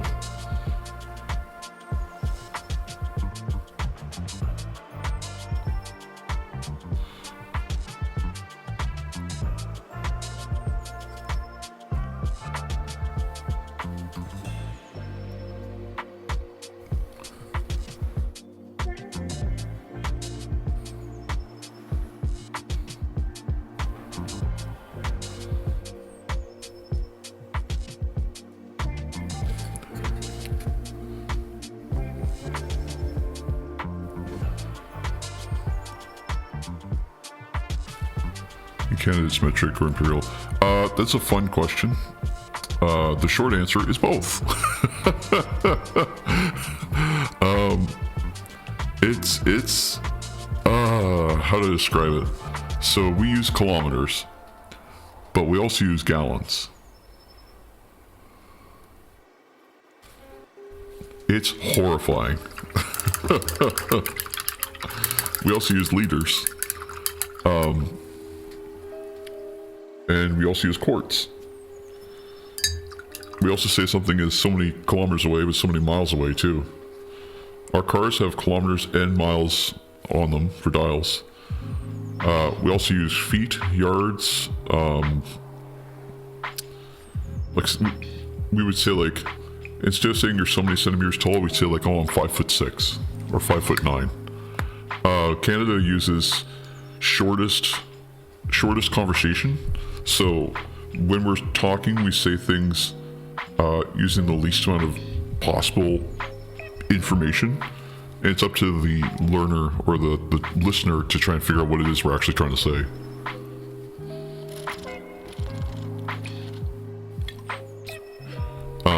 It can be a blessing and it can be a curse. We're not cool like the Germans. We don't say like, oh, it's like 15 kilometers, 35 kilometers or kilometers, hectares away. We just say it's like, actually, I'm Atlantic Canadian, so we don't even use distance. Why do you do this to yourselves? We half of us speak French, so great question.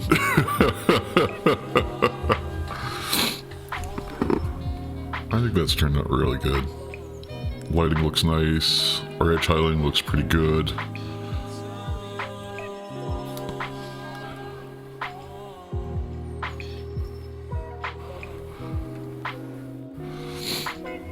Now we just gotta figure out what to put in here, what to have for the writing. I was gonna use a water slide, but I didn't get it done in time, so I think what I'm gonna do is I'm just gonna write it with my micron pen. Yeah, we're not a society that sits down and decides things very well. We kind of just make it up as we go. So, oh, it's crazy. Try to think of other, and we're close to the United States border too, so even though Canada was British for a very, very, very, very long time, we adapted a lot of those British mannerisms, and then because we're close to the United States, we picked up a lot of American mannerisms too because of the tourism. So we sort of just picked and chose what was the easiest to convey between the two. So you end up with some really weird conversations. And being from Atlantic Canada, it's even worse, which I am from, because unlike in other parts of Canada where you might say something is like 20 miles down the road or 50 kilometers away, we say it's in time. So we say something is like 30 minutes away or an hour away.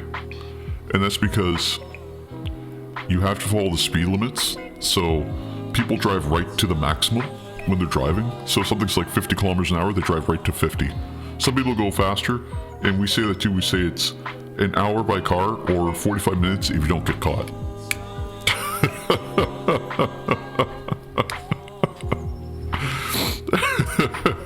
It drives people bananas when they try to figure out how far away something is when we're using time. Oh, Lord.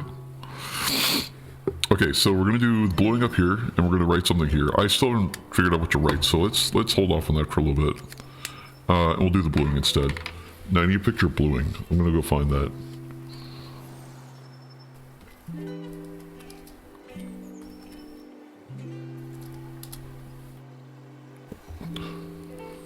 Oh, sorry, it's not called bluing. It's heat creep.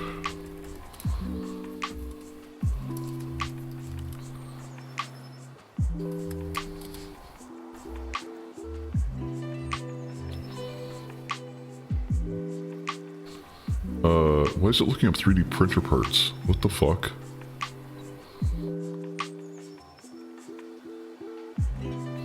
Maybe I need to look up exhaust heat creep.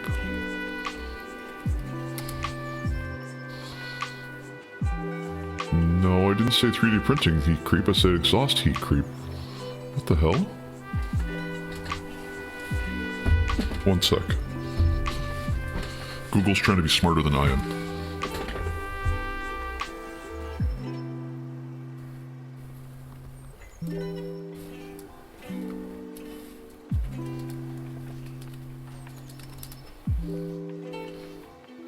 Ah, I found it. So I put an exhaust metal heat rainbow.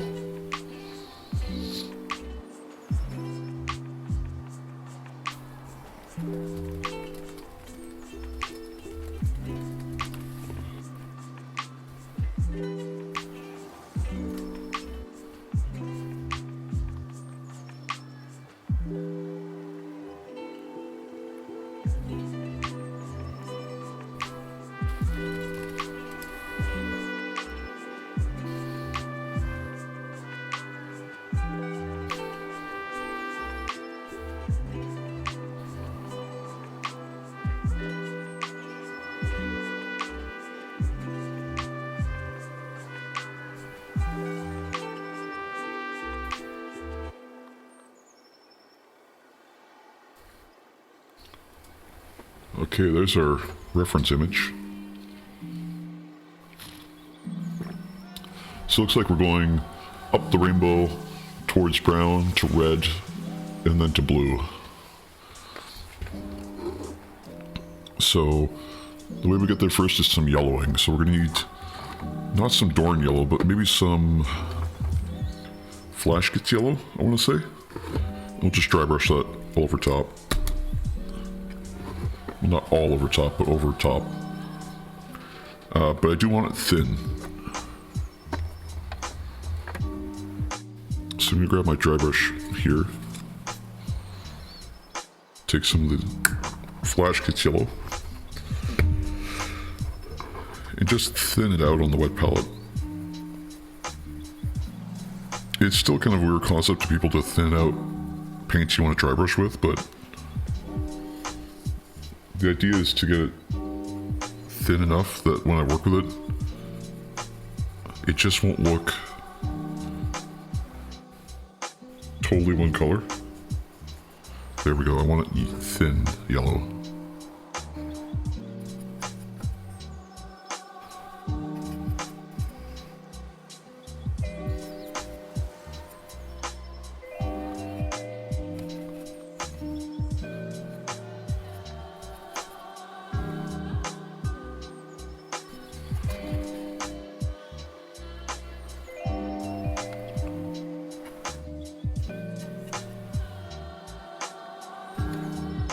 I don't need a lot. I just need a little bit just to get the yellow in there.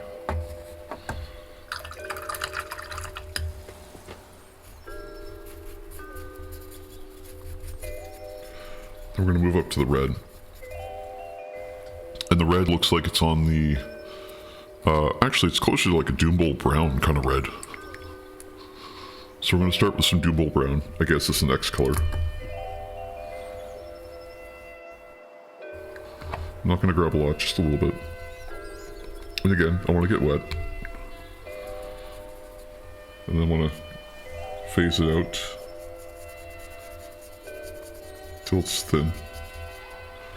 I'm just going to go all over them all.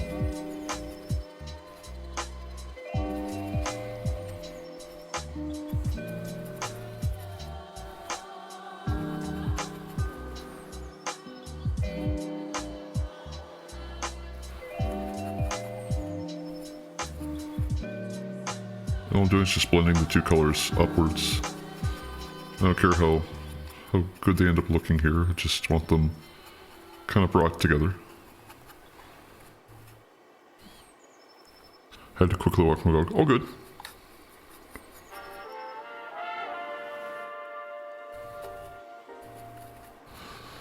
I'm just a guy on the internet, man. There's no need to explain yourself to me.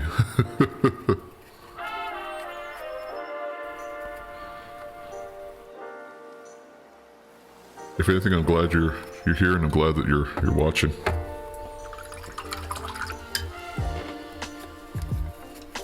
You can see it's already starting to go towards that red spectrum, which we want.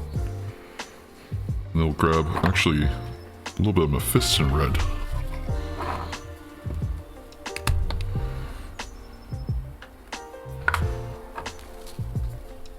And again, I want it real thin.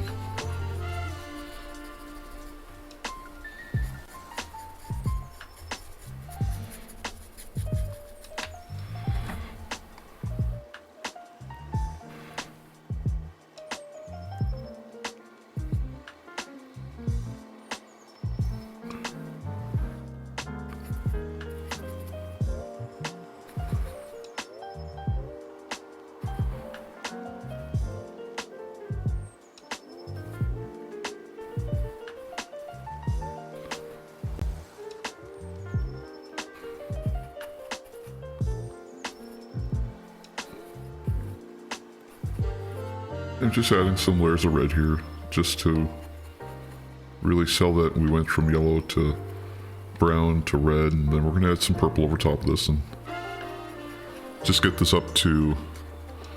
Better tell if I missed something, you asked. Oh, no worries.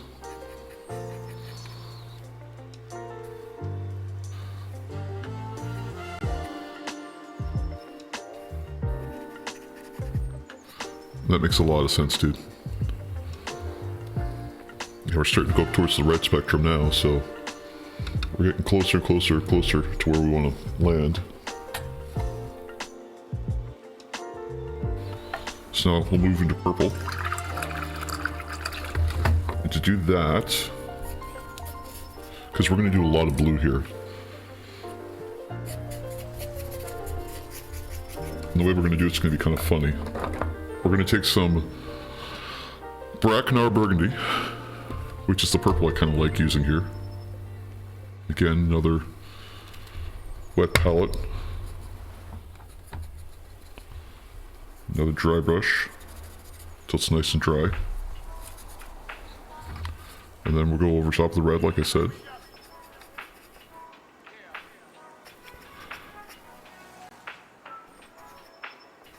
Just not being gentle, just because we want all those colors in there. And so each one of them get a little bit of a tickle of color in there.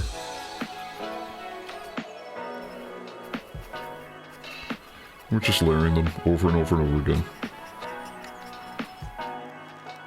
Grab a little bit more purple actually. And then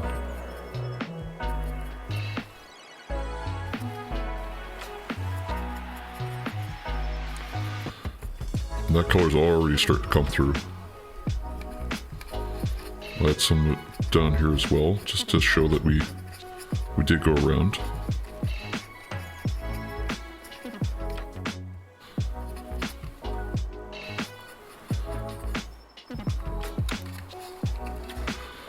Just before I forget, because we don't want to have to come all the way back to this point. Colors are already starting to work, which is really good. Grab just a little bit more because I feel like I just could have pushed it just a little bit more this way.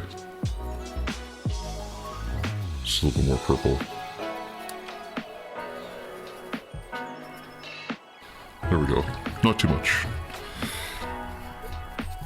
Now comes the fun part, because now we need blue, and we're going to use two blues. We're going to use Color Sky and Thousand Suns Blue.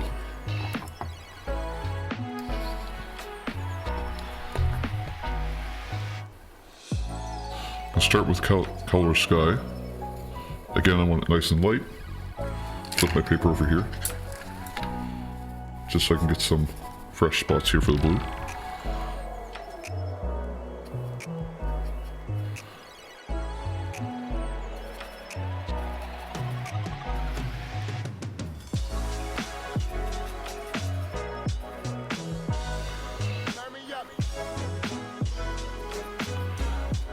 And we'll come back and clean this up a little bit.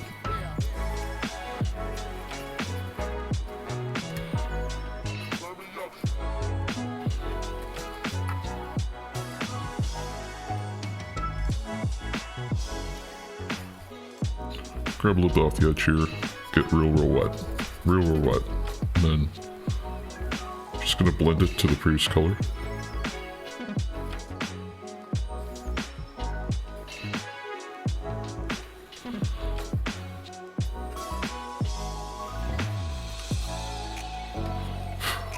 It's already starting to look like it's almost there.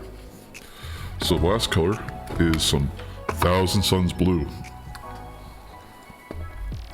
And this one's going to be funny because I want just a little bit here, and I'm not even going to touch the wet palette with it.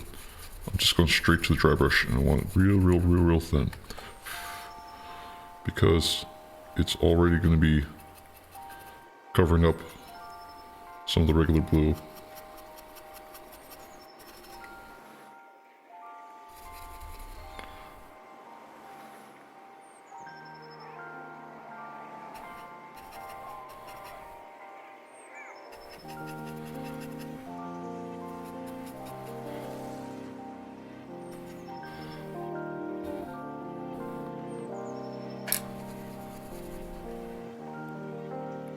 Might even have to wait for this to dry a little bit.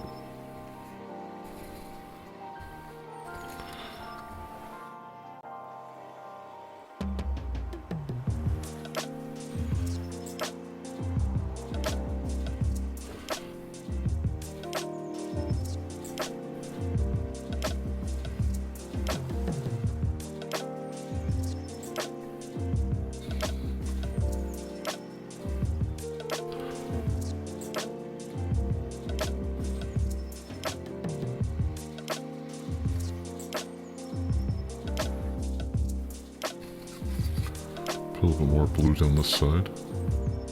More Calvador blue around here. I'm really just trying to get as much of that Calvador blue on as I can get on. Because we're at the edge, we have to come back with a different color. And the color we need to come back with is that burgundy. So grab some of that burgundy now. Make sure my dry brush is ready. And we're just gonna touch along just the edge.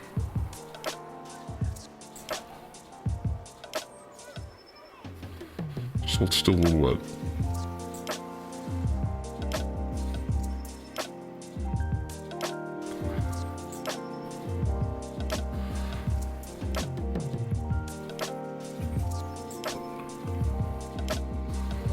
And I might even grab a little bit more of that color sky.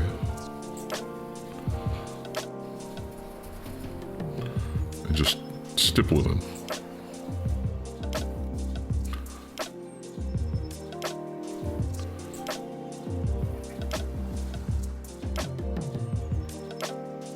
Just like that. And then I'll take some Abaddon Black, which I have still on the palette here. We'll just do the underside here and singe it. Actually, I'll grab a little bit of fresh Abaddon Black. And just singe the underside.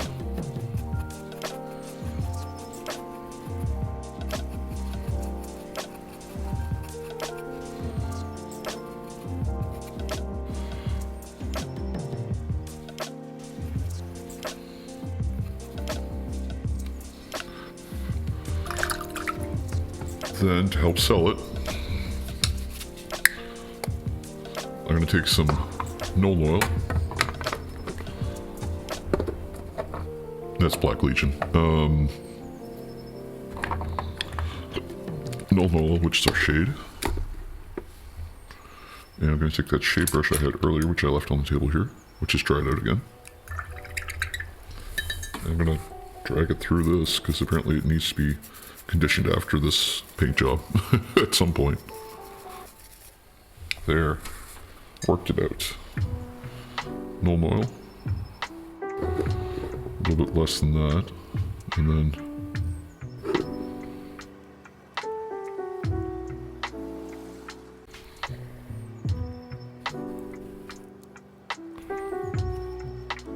and what we'll do is I'll take a little bit of water here. And I'll just gently dry around the blue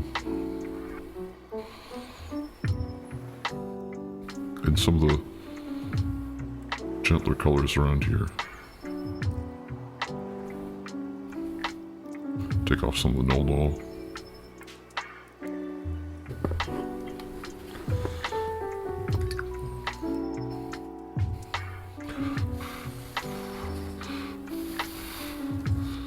And just like that, we've gotten pretty close. Pull the light over here some. Actually, I'm with the light this way, I guess. And that's pretty close. I wouldn't say it's exactly the same, but it's pretty close. Try and make it easier to see.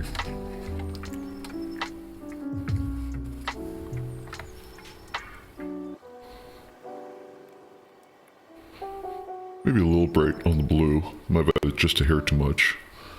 But we can always fix that with just a little bit of like dark blue. Or even some Talisar blue. This is where it gets kind of funny, because I can use this just on the white palette here a little bit, and then just like this.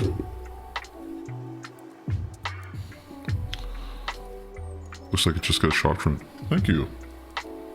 That's kind of what I was aiming for, was that it was like freshly hot. Just feather this down.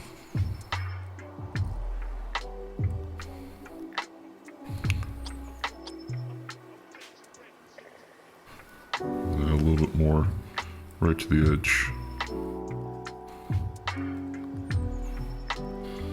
And then take just a hair of it off.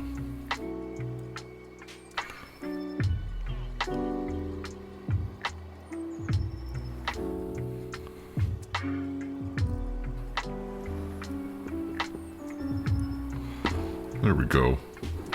And just because I'm particular, I'm going to take some of the Thousand Suns blue again. Actually, I'll use Temple Card blue because it's a lot brighter.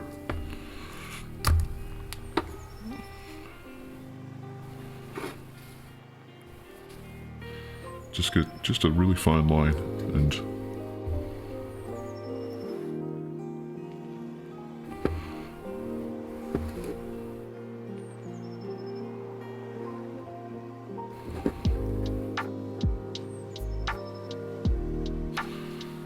take some water, feather it upwards and backwards.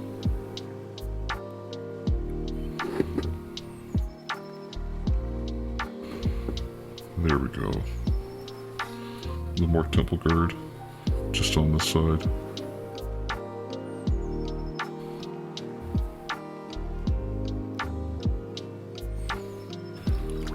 Get some more water here, and then just, again, feather it upwards.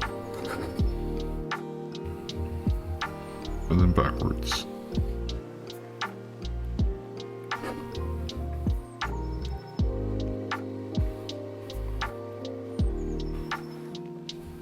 And there's our bright ring of the blue that we're expecting to see.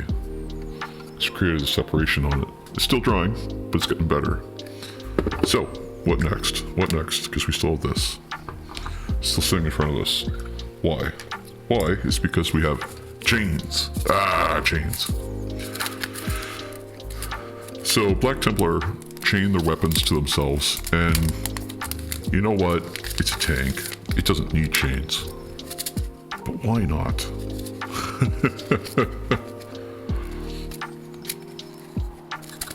Oh, these are very faint chains. Oh, I was not expecting how thin these chains are. Okay.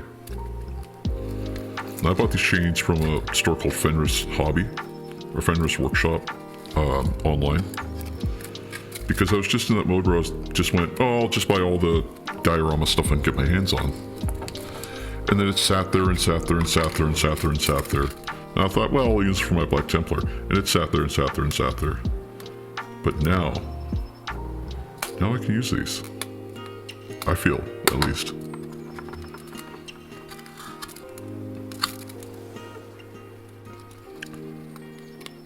And they've sat there for about a year.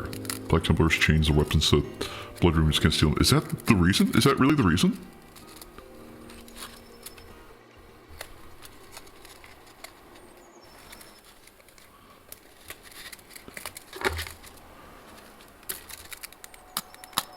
Because that's hilarious if that's the reason.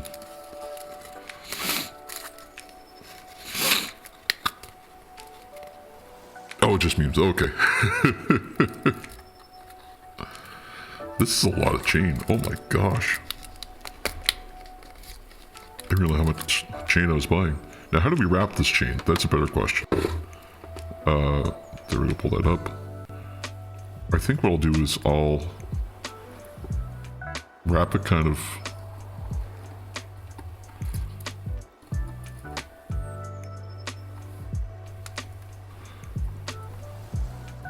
maybe like that sort of thing.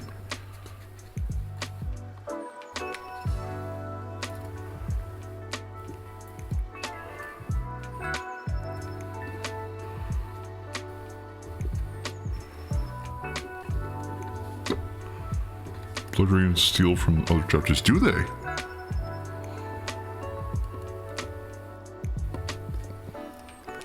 I gotta read about blood ravens.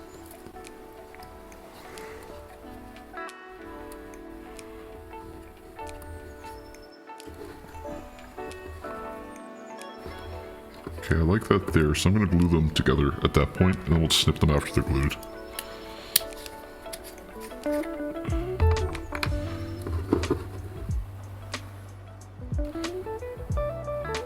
Although, the only thing I don't like is I don't like it touching the coils here. Like, I kind of want the coils left alone.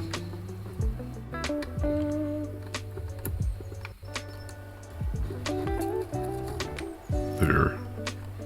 Might do that. And then grab this chain again. just glue them there like that.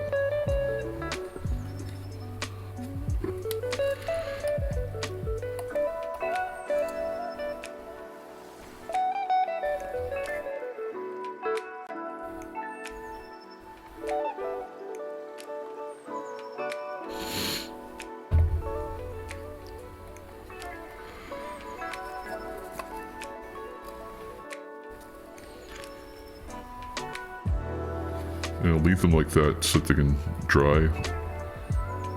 There. I'll check out that link you sent.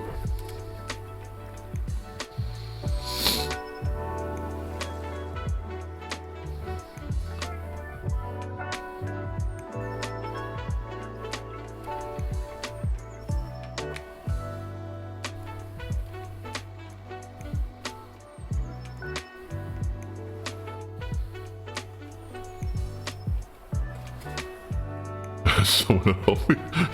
The Blood Raven stole the Dreadnought.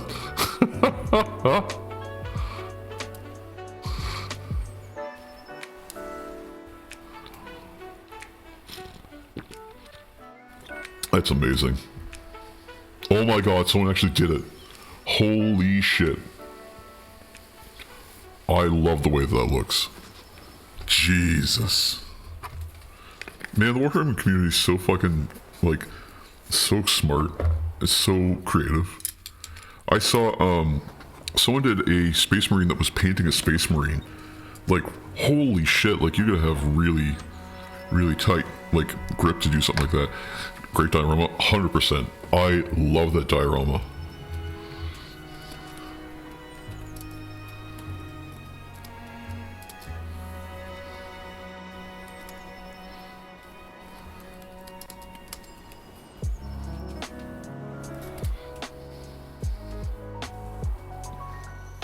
I think, yeah, this is the one. It was, copy image link. Oh, some people are just crazy. Like, the skill it takes to not only figure this stuff out, but like, to be creative enough to build this, like, it's just absurd.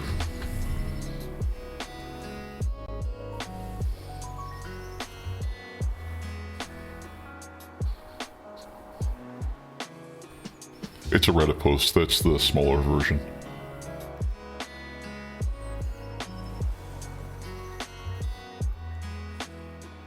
Copy image link. Here, I'll get the bigger version. This is the bigger version. Like, they even have like the little Games Workshop like spray, like rattle can. It's insane.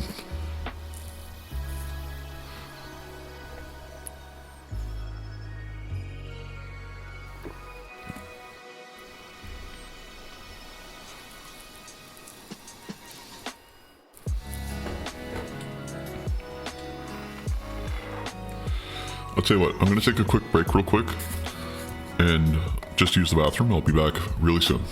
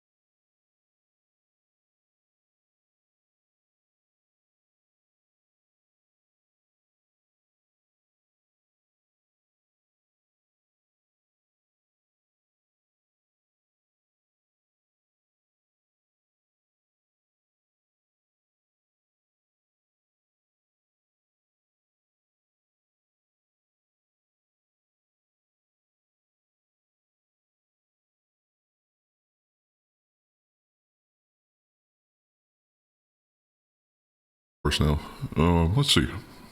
So the glue's still drying here, but I'm going to snip the ends of this before I get too far, because it's essentially done. Oh, I forgot I had Discord open.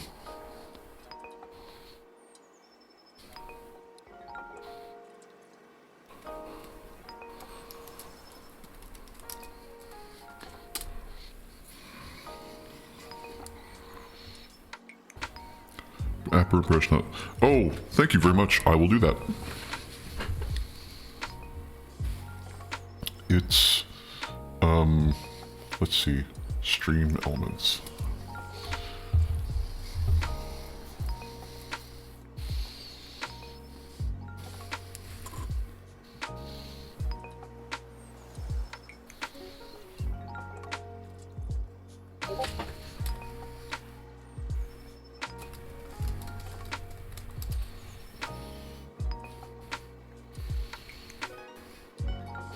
Also, I should set myself to streaming mode too.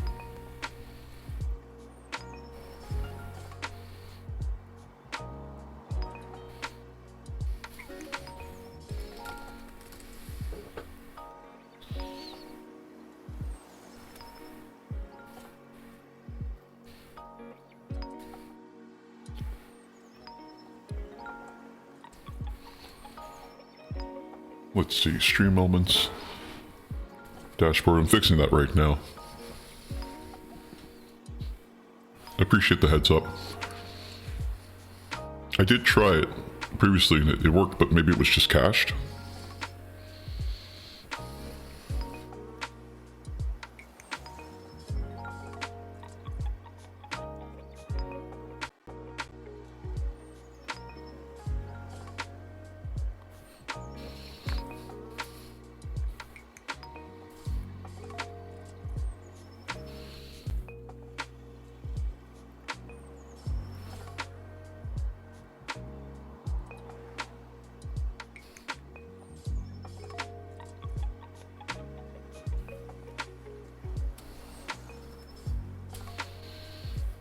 What's going from stream elements?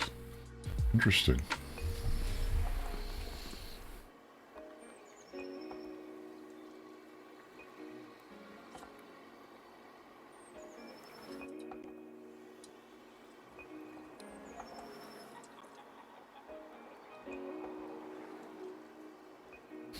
You know, it's funny, so I have it fixed on the custom command for that, but not on the other one. That's interesting.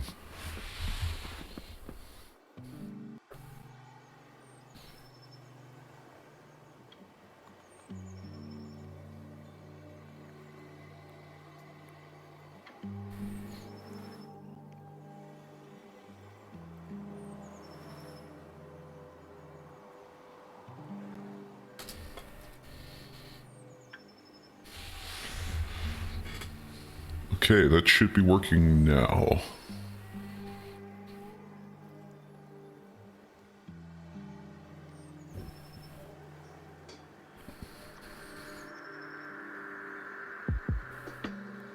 If I save that. Perfect. Cool. Yeah, thanks for the heads up, Simple Dots. I thought I had it working for both of them. I guess I only had it working for one. That's my bad.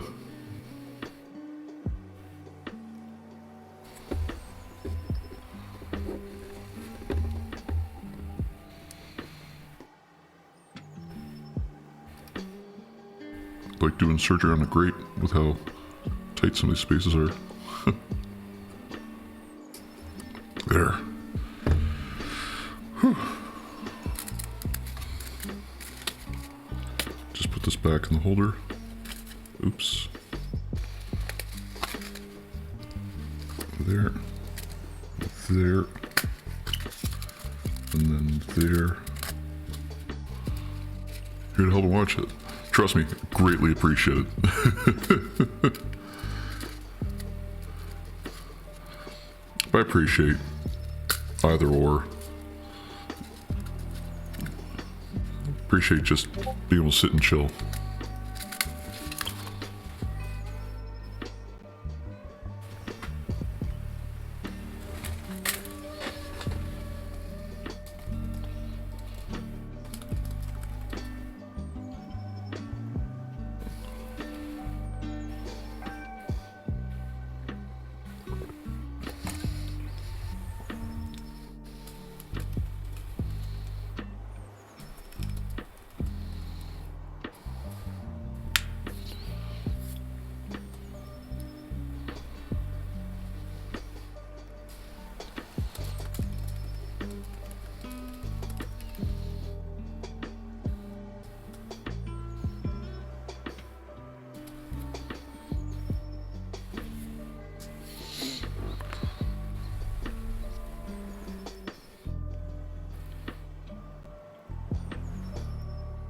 Gosh, how do I...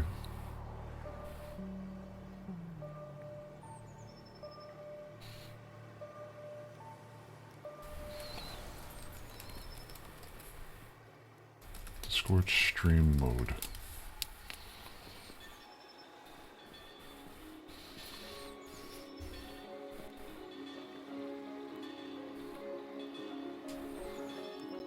Settings. Oh, okay, so there's a menu option. I'm just setting my Discord to stream mode. Ah, here it is. Enable streaming mode. Perfect. There we go. Now I'm all set up. Okay, so we glued down here, which is good. I don't really think I need any more glue kind of on the model, just to keep the chains together. Maybe a little bit under here, just to keep it from pulling off the edge.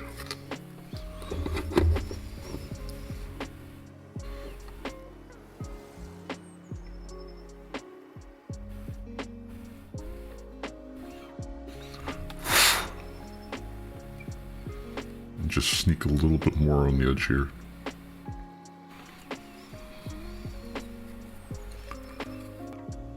There, that should keep it all together. Yes, Friday afternoon open. Nothing booked at all next week. I'm good for next Wednesday if you were.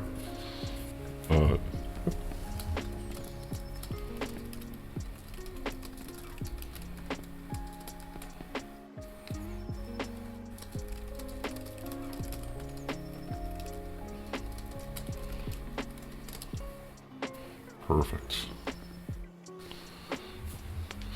Okay, so this is looking pretty cool. I would say this is pretty much done, if I'm being honest with you. I don't think there's really anything more that we could do that would help sell it as done. Besides write something here. We should figure out something in Latin. I'm going to remove the paint reference here, because we don't need that anymore.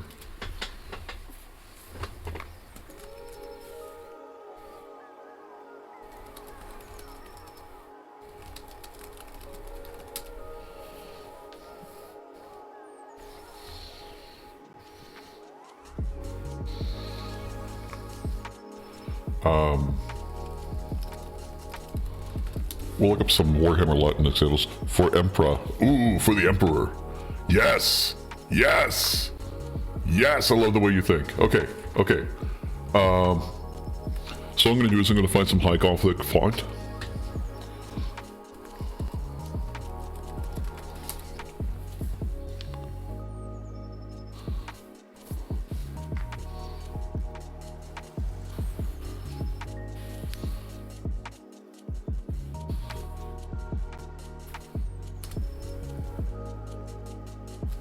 So I'm thinking about, like, Old London, I think, is probably the way to go.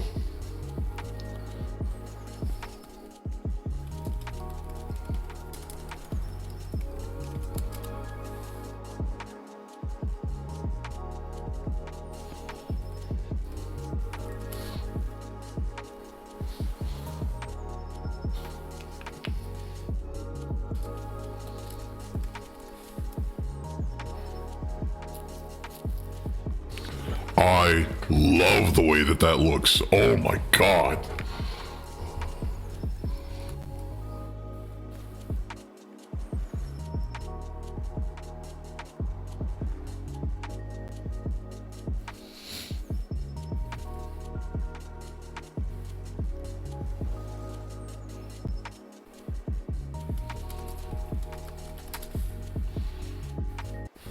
And also, I'm setting up my next game. So we're going to change our paint reference here.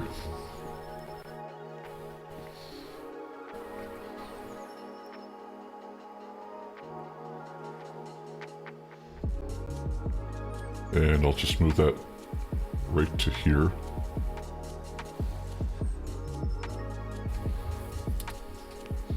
And that way I can look at it kind of on the side.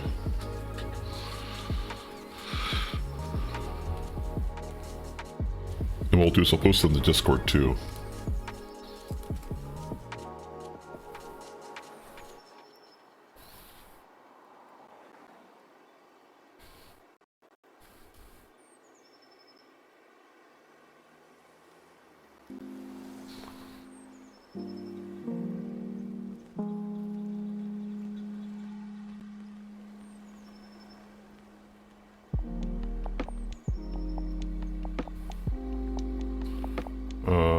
Inspiration.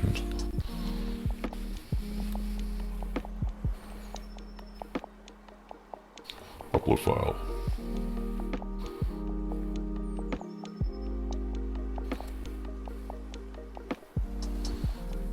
There's one. And I'll post the next one.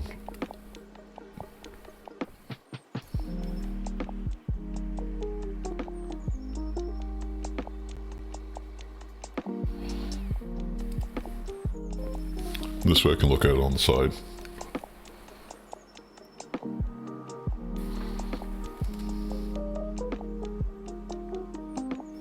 So I'll keep this here so I can see the chat. And over on my phone, I can drop into Discord.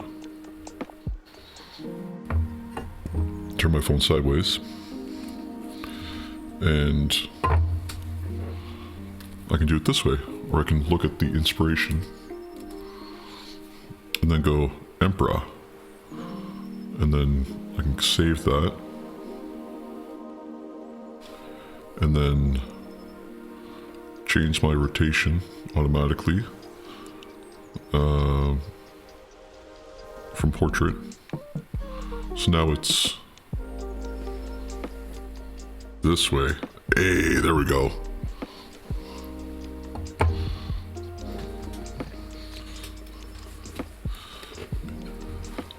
I really like Emperor because it's the Emperor.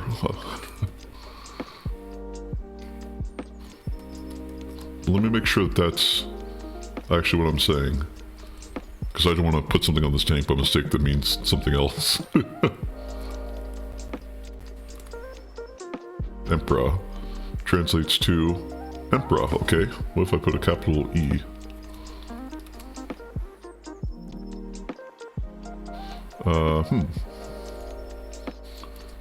What else do I need? Because Emperor... Oof. For Emperor.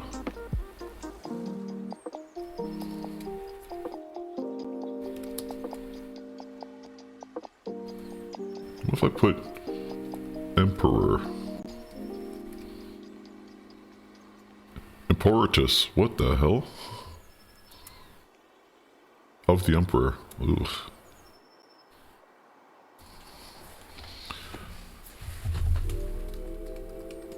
What is Emperor?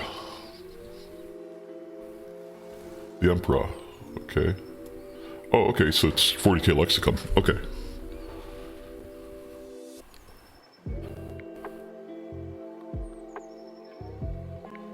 Yeah, it means Emperor, but like, oh, I gotcha. The Emperor.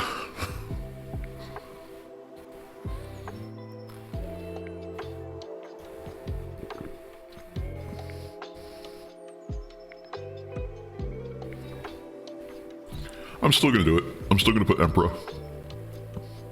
I'm just gonna tell everyone it means Emperor. Alright, so first I'm gonna practice this, because I will screw it up if I don't. So I need a piece of card here, that's too waxy.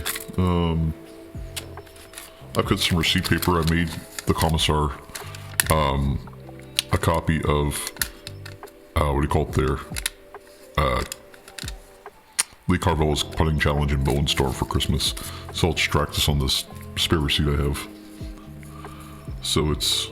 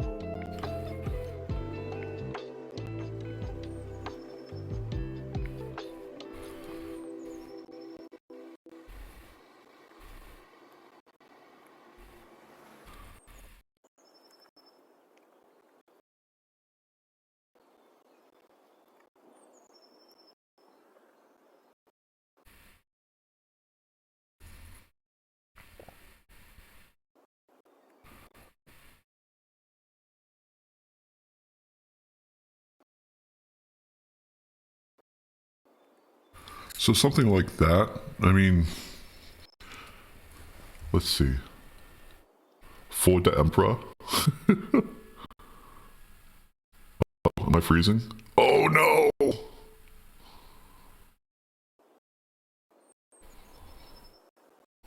hold on. I'm freezing. Oh no.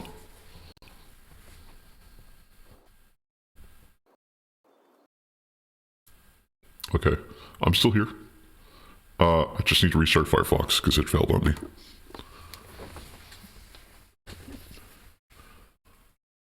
I'm running a very old laptop, so...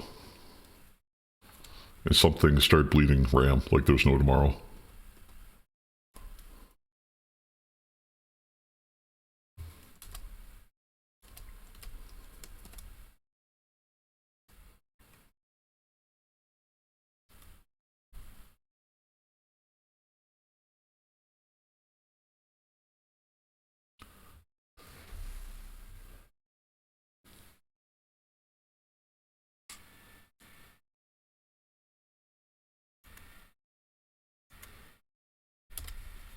I do apologize if you're sending messages. They will be read. I just need a moment.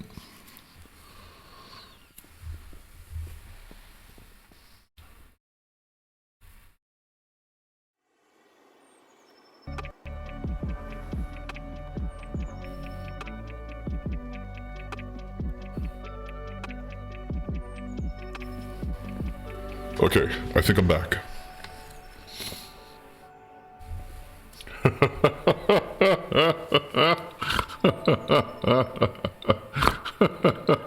Oh my god, am I ever fucking glad I came back.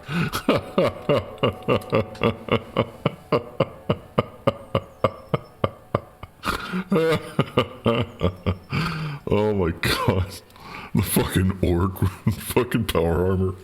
Holy crap. Oh, that's amazing. Oh, I love that. For the Emperor. Oh, I'm gonna post that in the memes channel. Oh god, that's funny.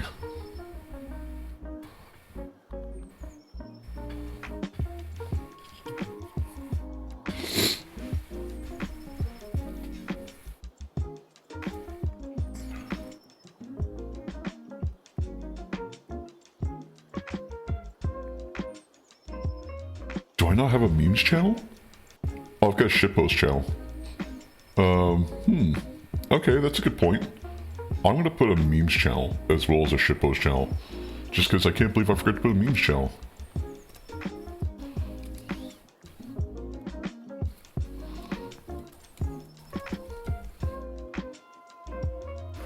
There we go.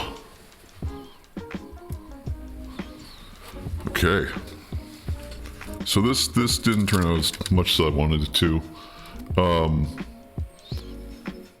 Let's see if I can get that closer. Yeah. It got pretty close, but not as close as it could have. I like the old high gothic style because it's a little easier to write, where it's just sort of, oof. I need more blocky font. Let's see.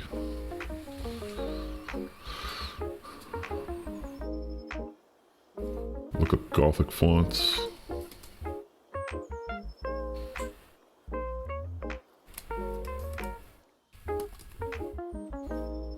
Spelled all capital letters. Submit.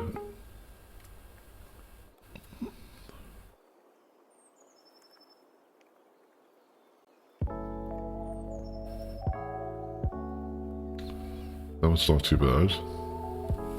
Let's look at these together, just because it's easier to see if you can see what I'm looking at.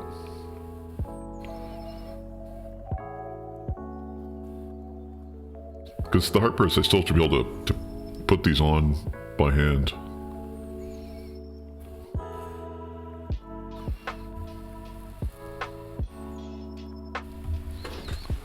This one I kind of like.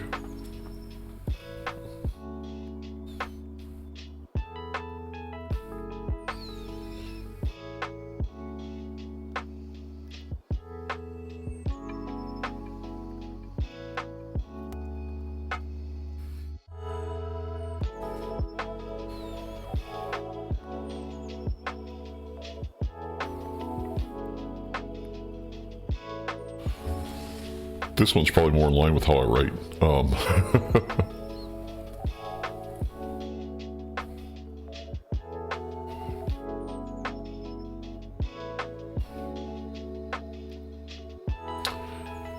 Yeah, I think I found 2 I like so far. Oh, you know what? I'm looking up Gothic. I should be looking up Old English.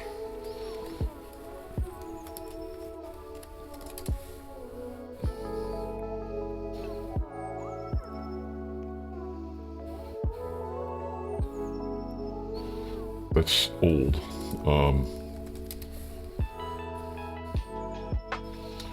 Here we go. This is closer to... Oh, these are terrible. This one's not so bad. I've got 3 I like so far. I've got this one, and this one. I kind of like how metal this one looks, but this is good for like Chaos Marines. This one's pretty good too. This one's called Gothic War, so I'll hold on to that one for later. I'll actually download it. Why not? This one I don't mind, because this one's probably the easiest to actually do.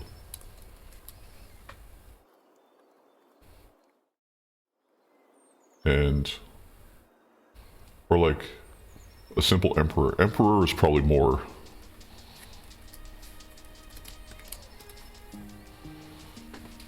I could do Emperor, I could do Templar, because I have to keep it simple because it's only a few letters I can actually put in here.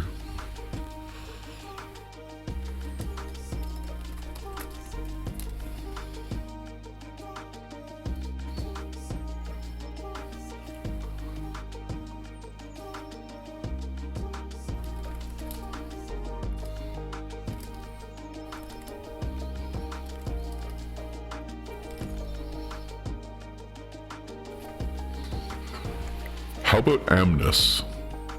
Because we're doing this on stream.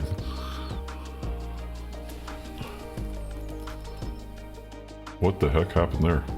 What the heck happened there?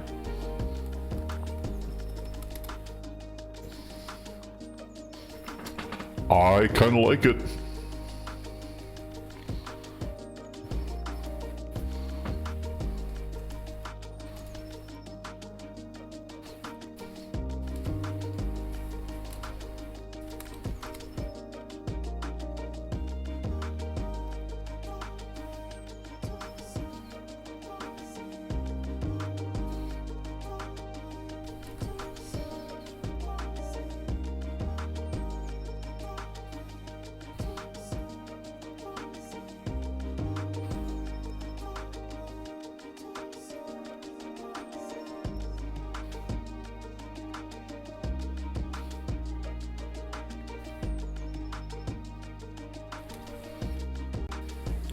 I kind of like Amnes.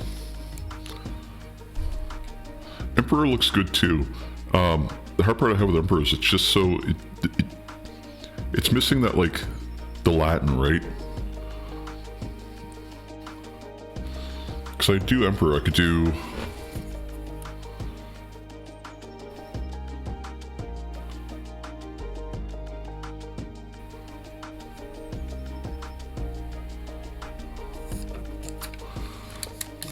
and then fit that in there. That might kind of work. Actually, you know what I should do? Actually, this is a really good idea. Hold on. Do I have a pencil? I kind of do. It's one of those...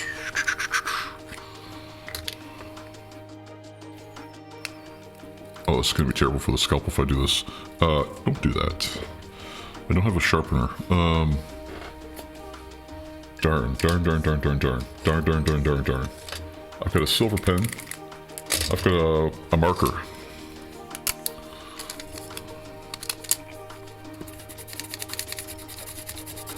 Wow, that doesn't work at all. I'm trying to just catch the edges.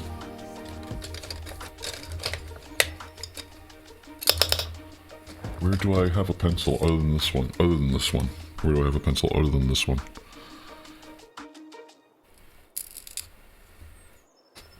Do I have one other than this one? Oh, do I even have a knife?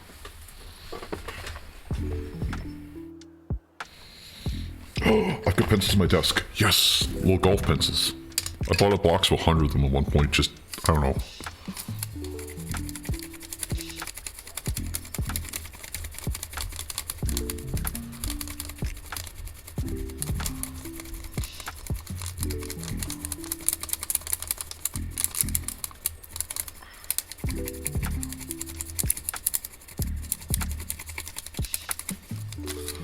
Okay, so now that I know how big my spacing is, because I've got this little gray template, assuming it can be seen, that's the outline of the thing. So now I can actually practice writing what I want to write.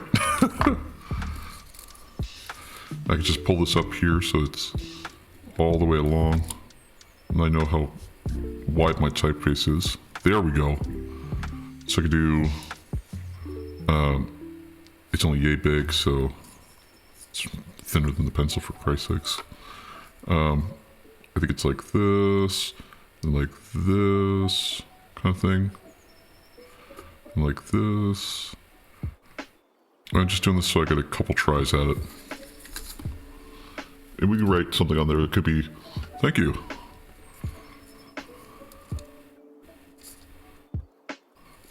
So we could try a couple different things here. We could try, Emperor. There's tons of room for Emperor. I just need a good font for it.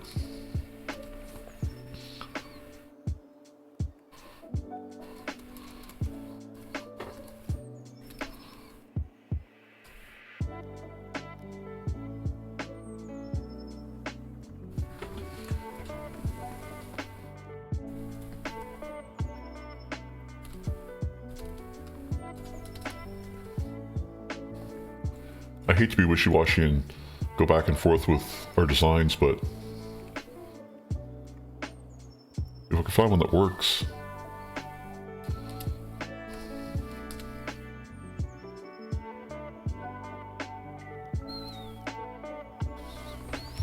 We'll try that out.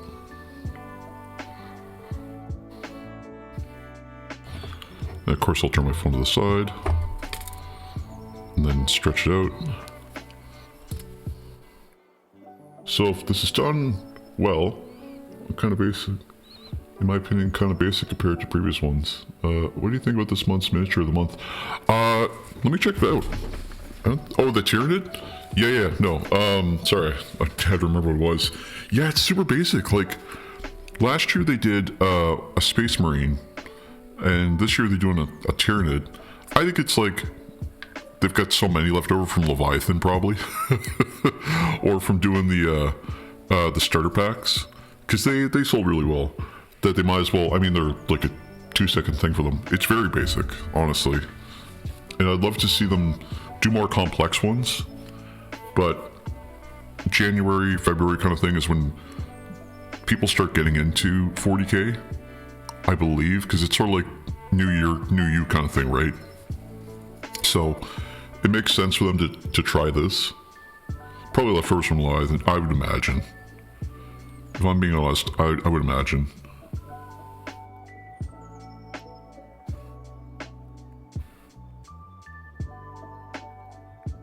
Oh yeah, we can definitely do this.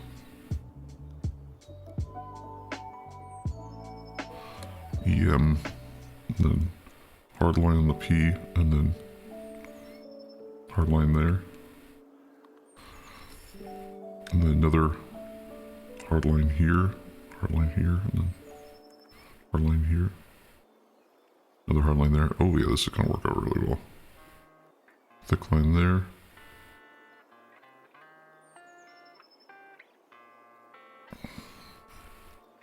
Another hard line here. Another hard line here, and then another hard line here.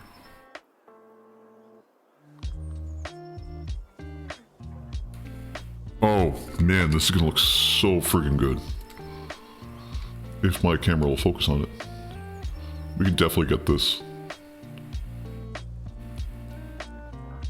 We can definitely get this. The rendout when I get to the store. Yeah, that's been my experience, especially around here.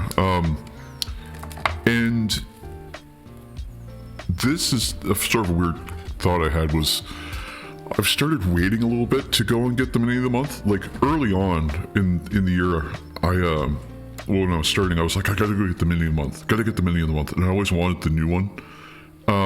Because it's free and it's a nice mini. And then after a while, I started waiting like, you know, I'll wait a week, 2 weeks kind of thing.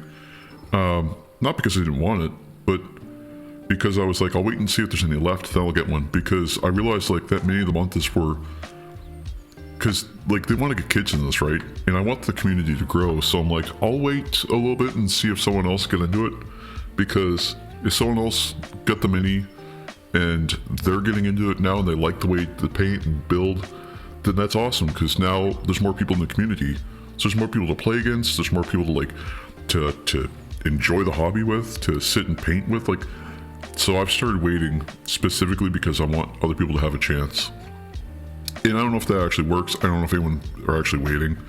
I have a suspicion that more people in my community aren't waiting and they also want the mini of the month, and that's fine, I guess. But I'm waiting to get it because I want other people to have a chance to get it. Unless it's something really cool, then it's like, I could see where that would sell out really fast. Okay, so we got this down pat, so I'm going to try this. My hook lighter is going to be this E, because it's right between the EMP and the ROR. So I just need to find the center here, which is right here. So I'm going to put my E there. I'm going to do, it's going to be hard to do on camera, so I'm going to try my best here. And again, I'm using a 005 micron Pigma marker.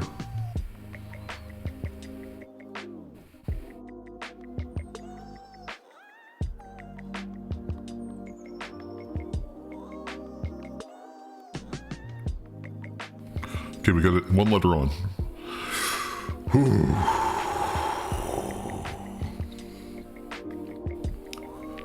It's kind of making me sweat a little bit. Getting kind of nervous.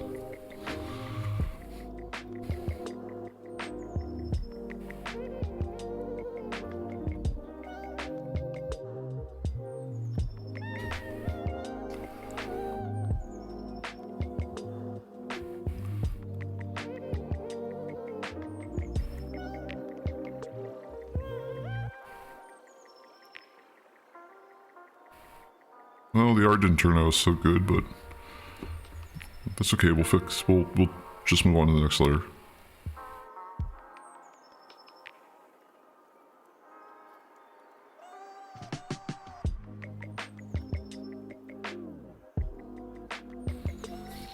Someone smarter than me would have used water slides.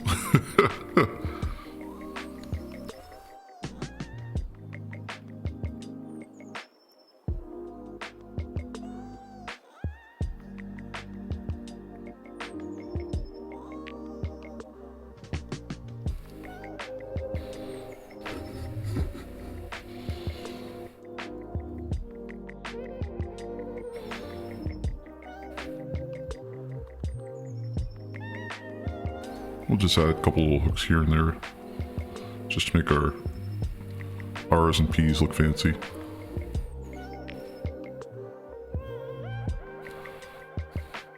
And we just need the M.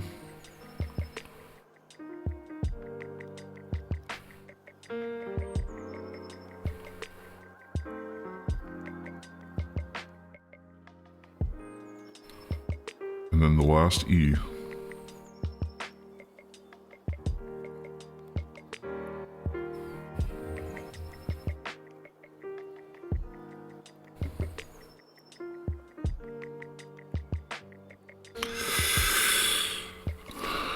Oh, that's hurting my wrist.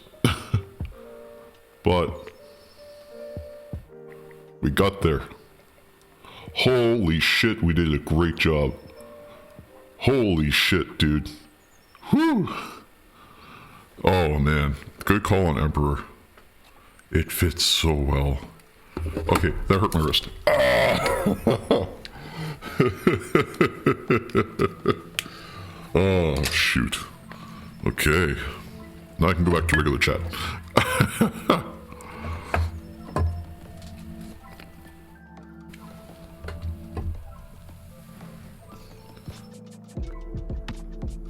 Okay, we will do a 360 spin on this after stream. And I'll post in the completed on stream chat because it looks really badass. And we did a fantastic job. Man, working through this backlog on stream is really, really helpful. I didn't realize how helpful until just now, because I mean, look at this. Like, this is sick.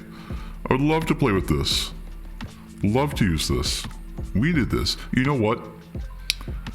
2 months ago, I had started this, and I was nowhere near where I am now. So we've done a fantastic job, and that comes down to just having a great community behind me. So thank you. Okay, this is going to go aside for now. We'll come back to it. Because now we've got an hour and 10 minutes left. What are we doing in an hour and 10 minutes? That's a fantastic question. I'm glad you asked. Because I'm going to move this out of the way.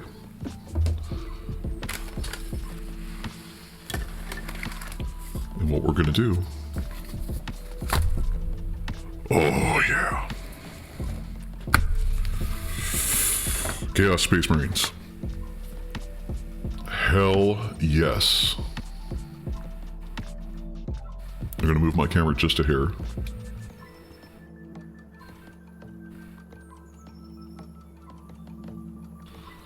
Hell yes.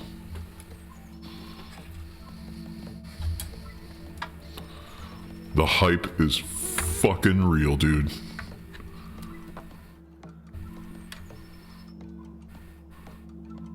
Oh, I'm flashing the light right into the camera.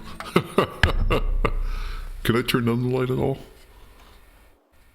Oh, I can make it brighter. Oh, I blinded myself. Whoop. Okay.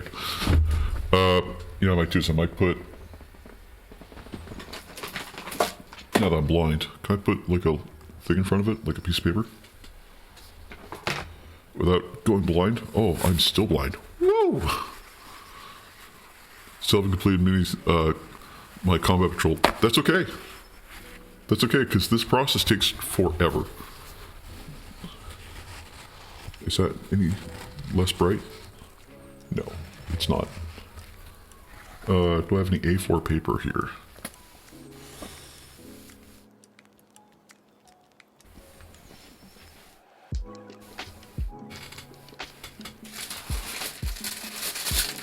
Some of this paper, does that help? No.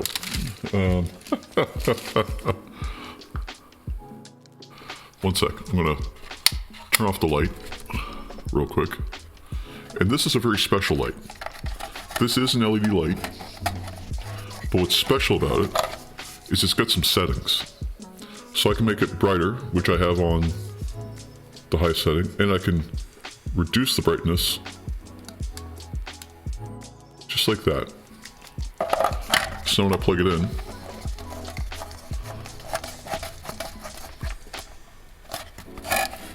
and turn it on, there we go. Now we've got a yellow light. I'd rather focus on one bigger, cooler mini than entire armor. 100%. It is very cool. I picked it up for like $30 and it is so handy. It is so nice. So I can do like daylight or like off color or just the right conditioning of color. It's so nice. I tend to keep it like bright white just so I can see things all the time.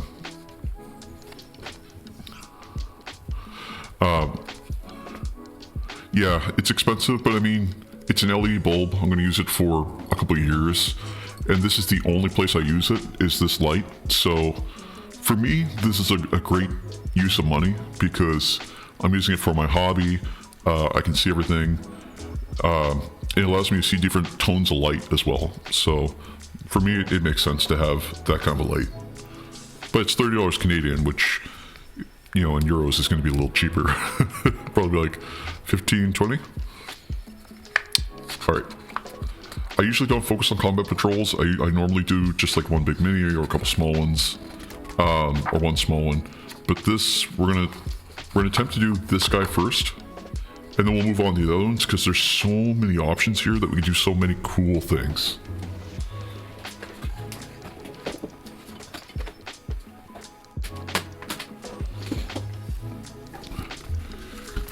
In Poland, it's 60 ZL. ZL, what is ZL?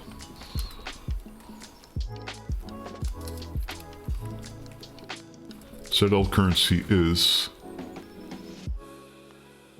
Ah, Zoiti. Okay, cool. So it's 60 Zoiti. Nice.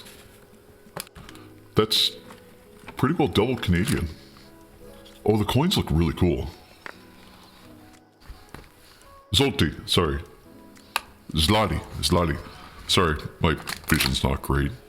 I've got bifocal glasses, bifocal lenses in my helmet, I guess. Okay, we're gonna start with this guy. We'll do one, just to get started, just to say that we have started on the box. He has a 40mm base, so we'll have to find that in here as well.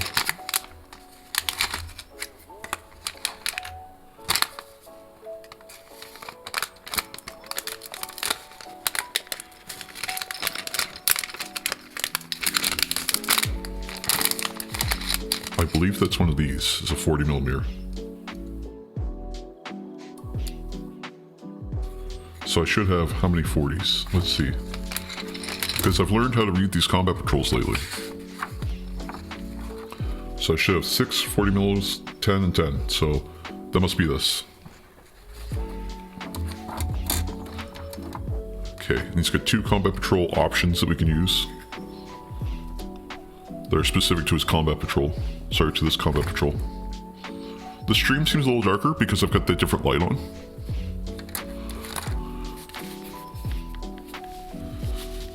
So if we need to increase the light, we can. I think this is okay so far because it just gets it nice and dark. But I'm going to use my nippers. We're just going to cut him out. And all of his pieces should be here. He's really cool. He's got like a goat head. I think that's so cool. His cloak is really badass too. They want me to paint him like this. I don't know if we're going to paint him that way, but we'll paint him pretty close though.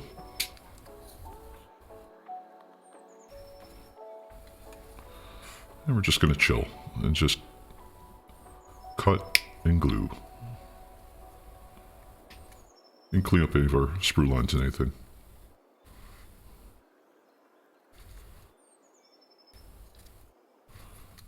That's one piece.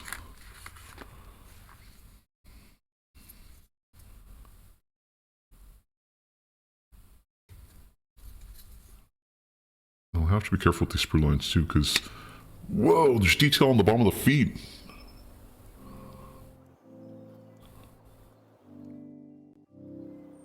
That is so cool.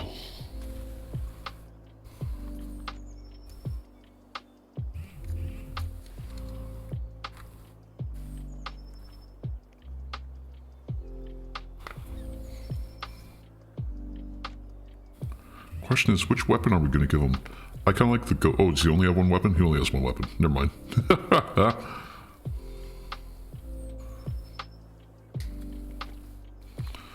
I got the scalpel here because there's some really tight areas I just can't get there with the nippers.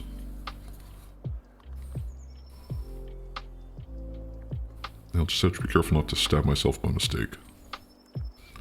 Though I feel like it's a rite of passage when you're doing minis that eventually you're going to stab yourself or cut yourself. And we'll clean these up later. We're just going to get them off the sprue first.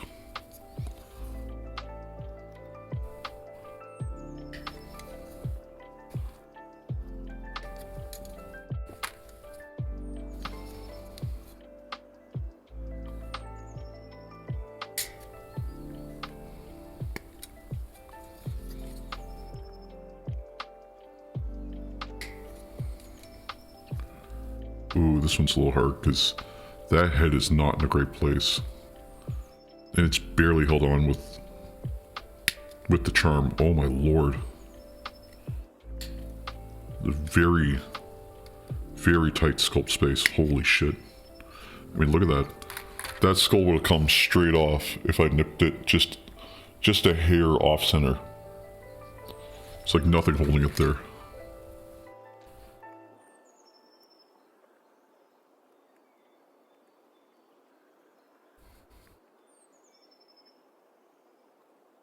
You know what I miss is I used to own a pair of Godhand nippers. And they gave me the cleanest cuts I've ever seen. I used them when I was doing Gundam stuff, way back when. But one day I was putting Star Acolyte down, and I was trimming something up, and I used the God Hand nippers, like the God Hand side cutters. And when I did, they cracked right in half. What a shame. I've just never bought them again because I use these now. The Citadel ones are really nice. And I figure if I'm going to be putting that kind of abuse on a pair of nippers, it might as well not be expensive ones. Alright. We have everything off the sprue now. Let's do some cleanup.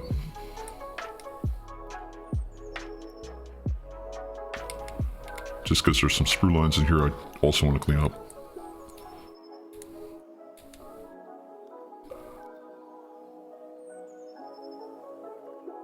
Actually, I'm going to take our tank as well, or Razorback, and just put it up on the side so I remember it for later.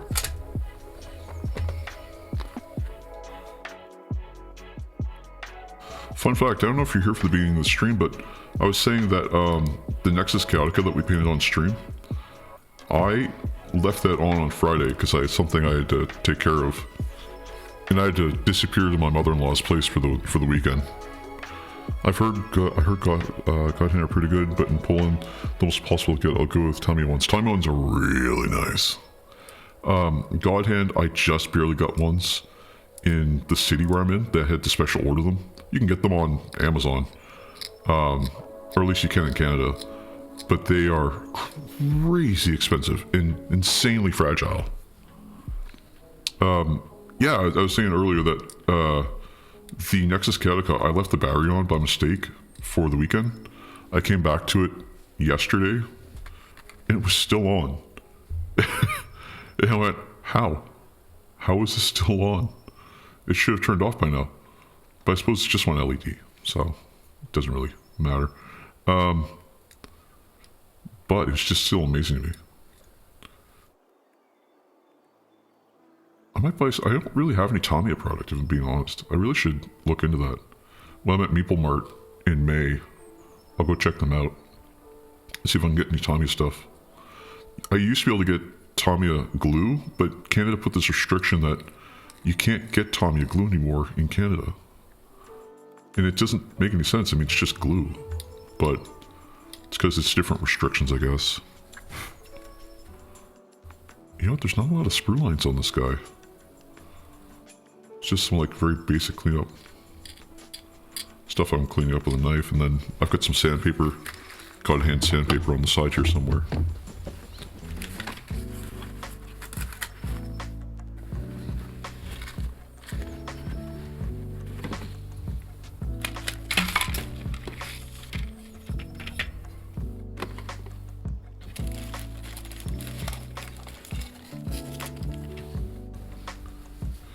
That's weird to be honest. And Tommy Extra Thin is excellent. I've seen Tommy Extra Thin, and it's like the capillary on it is so good. The ability for it to just find its way into cracks, phenomenal. You just don't see it in any of the other glues. Like Citadel glue gets pretty close, but it's not the same. Like Citadel glue gets too thin and finds its way in, but Tommy, like, he'll sit kind of at surface level and just try to create bridges. Though I do like Citadel for the plastic welds. I feel like that's really a huge advantage.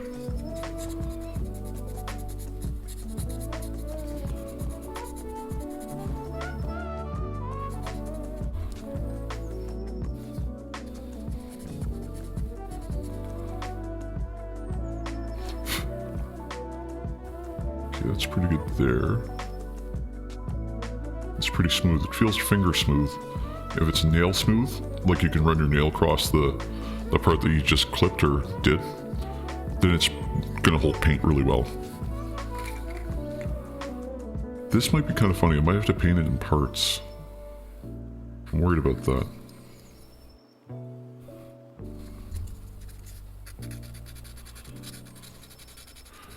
Just check the Tamiya. Just check the Tamiya is a simple Sander Acolyte, so I don't know if it's just not available. Kind of, I don't know. I think it has to be under certain restrictions because, like, This is Siren Acolyte, and this is Siren Acolyte, but I think it's because it's sold not as like a modern adhesive, but sold as like a hobby adhesive that Canada puts a restriction on it. Whereas if it was sold as like a building adhesive, it'd be different. Or construction adhesive, rather.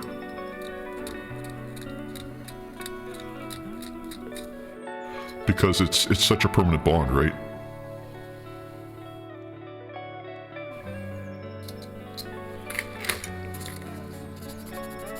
Canada's very specific about our classification on things.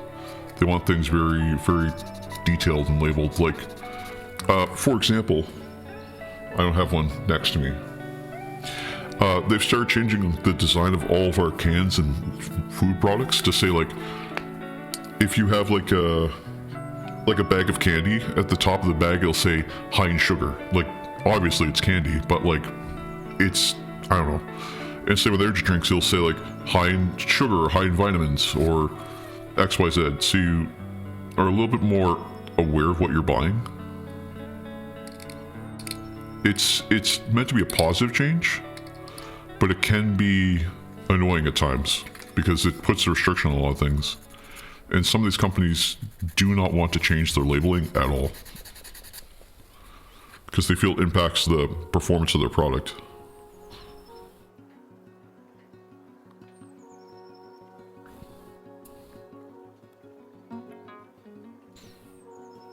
What the hell? Sorry, I just saw something on one of my security cameras.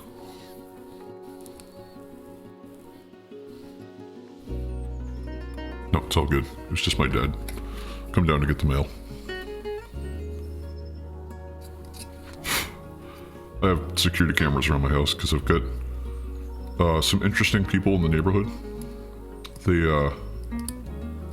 had one guy digging through our trash one day, which, I mean, it's garbage. I don't really care, but he had a knife and he was cutting open the bags. And if you're just cutting open bags to get garbage, fine, but like, he also had to come onto my property. It wasn't so much that he was like where the garbage is, it's that we had the bins back beside the doors, and he had to come into the property to get to those garbage bins instead of like, if they were on the street during garbage day, whatever, I don't care. It is scary. We called the police about it, and their response was, it's garbage, it's not illegal. And we said, right, but he's got a knife. And they said, as long as he didn't interact with you, then that's okay. And we said, oh, okay, because he's walking around with a butcher's knife, like, not like a pocket knife. And they said, well, there's nothing we can do. And I went, okay. I said, just thought you guys should know in case something happens. Because someone's going to stop him. Or interact with him. And it might not end well. We haven't seen him since. So I'm guessing, and they've had like a pretty strong police presence in the area since then. So I'm guessing a few other people must have complained. I found out my neighbors complained because he went through their garbage. Security cameras just to be sure, and no someone unwanted walks near the gate. That's a good idea. I also have cameras just in case there's like mail. Because sometimes I'm not always available to go get the mail.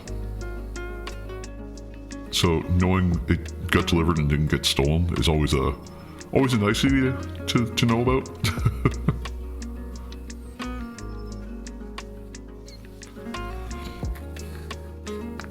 Okay, those three pieces are done. That one, that one, that one. So start moving down the line here. Honestly, security cameras are worth their weight in gold. As someone who used to work in IT, like, I understand the faults of like what happens when, you know, the internet goes down or everything else goes down, and so we've got a backup battery on our cameras. It's worth its weight in gold. Like, the amount of times we had people show up that we didn't need to have there, or didn't, like, I'm a firm believer that people make mistakes, right? Like, people aren't actively maliceful. Some people are bad. Some people are they just choose to be bad. But not everybody. A lot of people just make mistakes at that time. They're in a bad place, they're doing something that's they don't want to do, but they have to do to survive. I understand that completely. But it's still a mistake if you do it in the wrong time or the wrong place or the wrong way. So I'm sympathetic to that. So I have my security cameras as a way to keep myself safe from those people who aren't the best of places. And you give yourself a UPS system since I have an IP camera that are powered by PoE. Yeah, power over Ethernet, you definitely want a UPS. If you haven't got a UPS yet, I highly recommend getting a UPS. Even just a small one, just like a lead acid backup battery.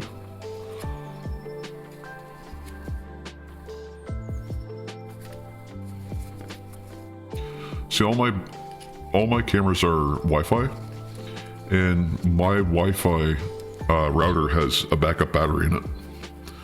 Our ISP provided us with one for free because sometimes they have phone outages. So I'll always have internet, theoretically. And if not, all my cameras have backup SD cards, so I'll always have recordings if something were to happen.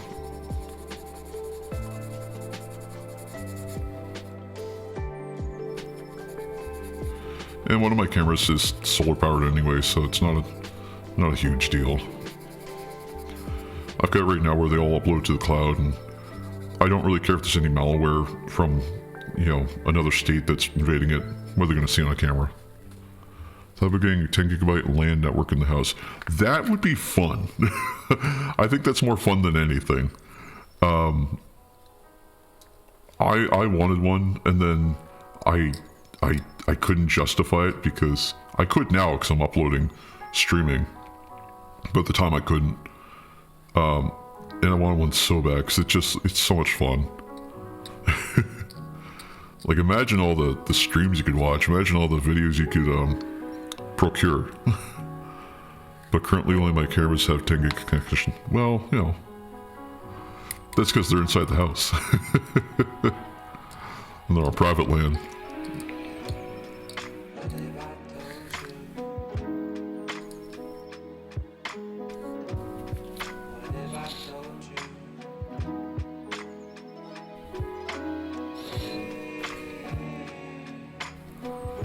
Just get this a little bit more of a cleanup here. Okay, so I don't think I'm going to glue him down to the base this time. I need a hammer in the walls to install cabling. Yeah, that's a pain in the butt. What we used to do is we would take a power drill and you just start with a little pow hole, and then you use another one near the top. Or in my case, I've got a drop ceiling, so I just put it through the drop ceiling. And you would run your Ethernet cable through the end with a pole,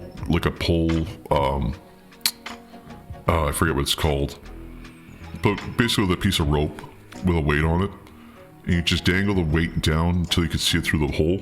And then once you see it, you cut your hole bigger for your terminator, and then once you see the weight through the hole, you pull it through, and you can just pull your whole your cable through, and then meet down to the terminator at the bottom, and then connect it in. That way you've got a hard jack. I think I want to glue this guy together first, because even though there's skulls here, I could still do something with the skulls, I think.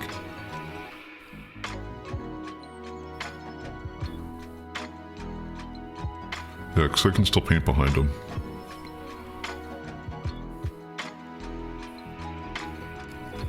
Okay, so it wants me to install this as... Oh, he's got a gun, too!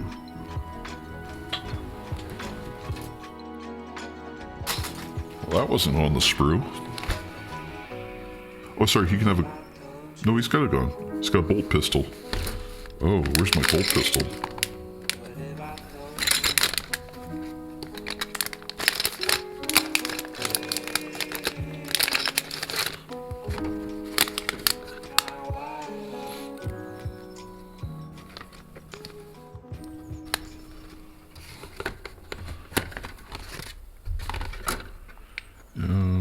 Bolt pistol, bolt pistol. Those are claws and things.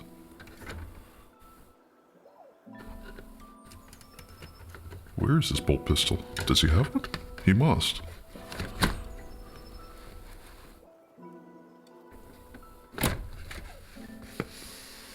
It says it's number... Is it numbered?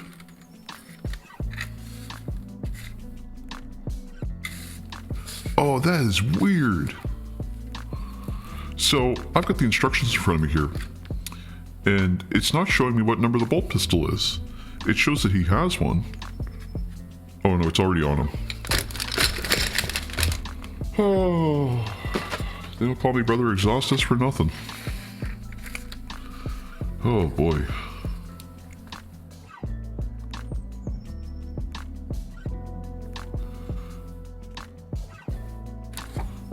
Because brother, I'm exhausted.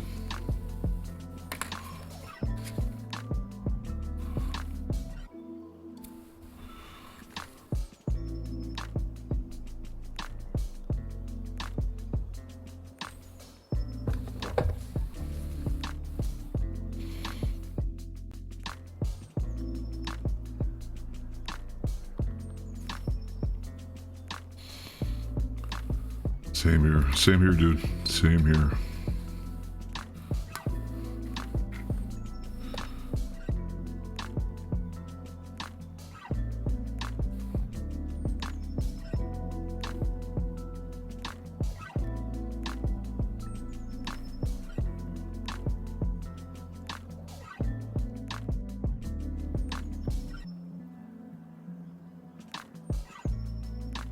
Okay. And I could put him inside of there, which he fights and fits just tight. Tight, tight, tight, tight, tight. Oh, need a little bit of glue down here. Pull him off just a hair, just to fit some glue in. Come on, fit inside the capillary. Just like that. Wipe the excess glue with my finger and promptly glue myself together. Just wait until 10 p.m. for the end of the shift. Nice. Not much longer for you, man. That's another 2 hours? Hour and a half kind of thing?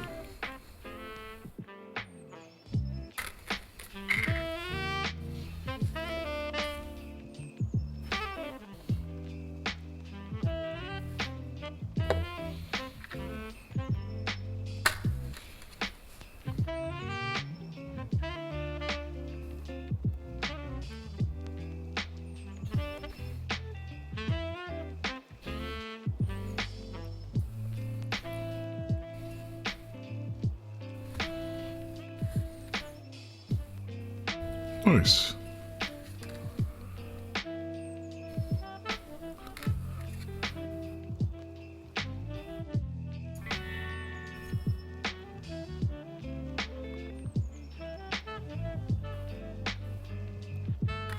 Now I gotta figure out how this leg goes on.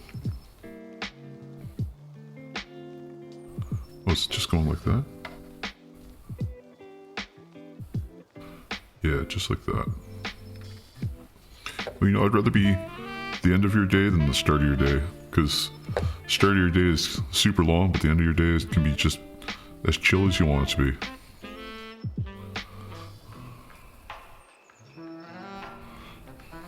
I'm glad to be part of your day, actually.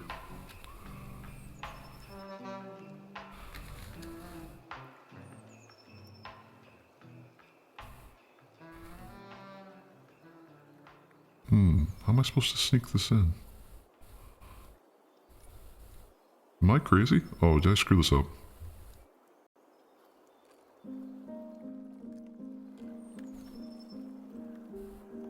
Oh no, it just goes that way.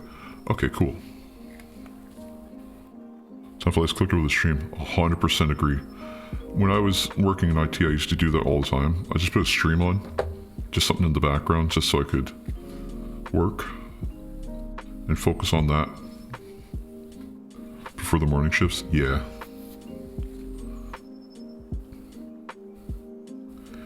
A lot less goes wrong in the morning shift.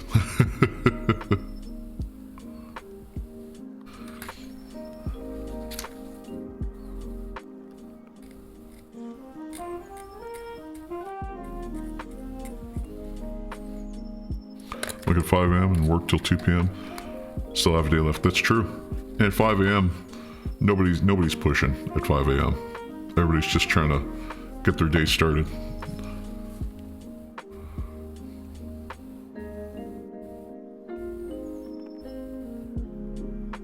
There's my flame.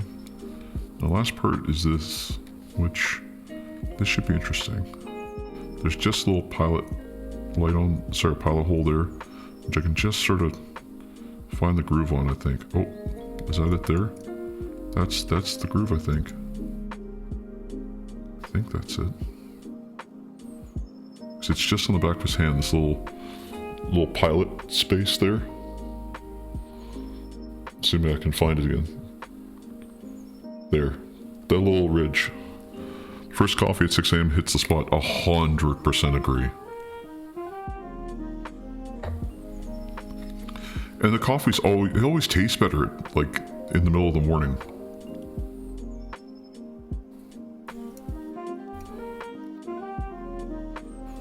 I don't know why, but like, it's the best coffee when it's first thing in the morning.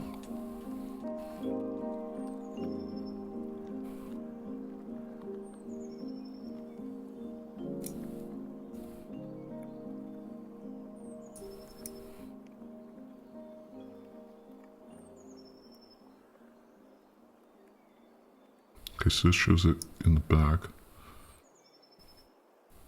So that goes there. Oh, almost pulled the hand off. Just need to make sure the glue hits. Wakes up fully. Yes. And like, having coffee that early in the morning, it just, you kind of get to wake up with the rest of the day. Like, I've had coffee middle of the day, I've had coffee end of the day, and like, end of the day coffee is honestly the worst. Oh, I would not recommend anyone drink coffee after like 3 p.m. It sucks. And like, coffee after lunch, no good. Gives you a little boost in the morning, yes.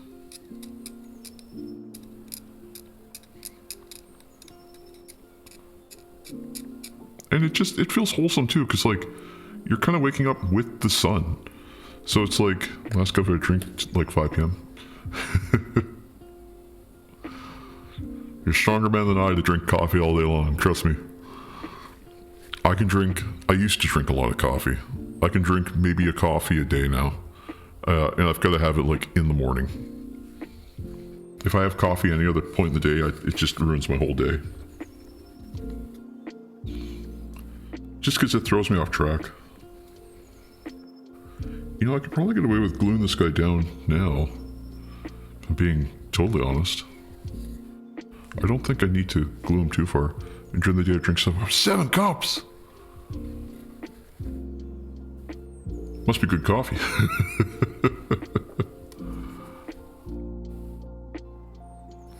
Are you the type of guy that makes like a whole pot of coffee in the morning and then just drinks out through the day? Because I know people, like I was one of the guys that, not really, no, okay. I was one of the types of people that I would start with a coffee in the morning from like a coffee shop or whatever. And I would just reheat it 8-9 times. More like a bucket. A bucket of coffee. Props to you, man.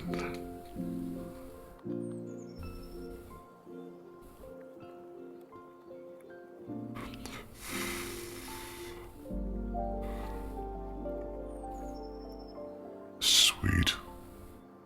He looks super cool.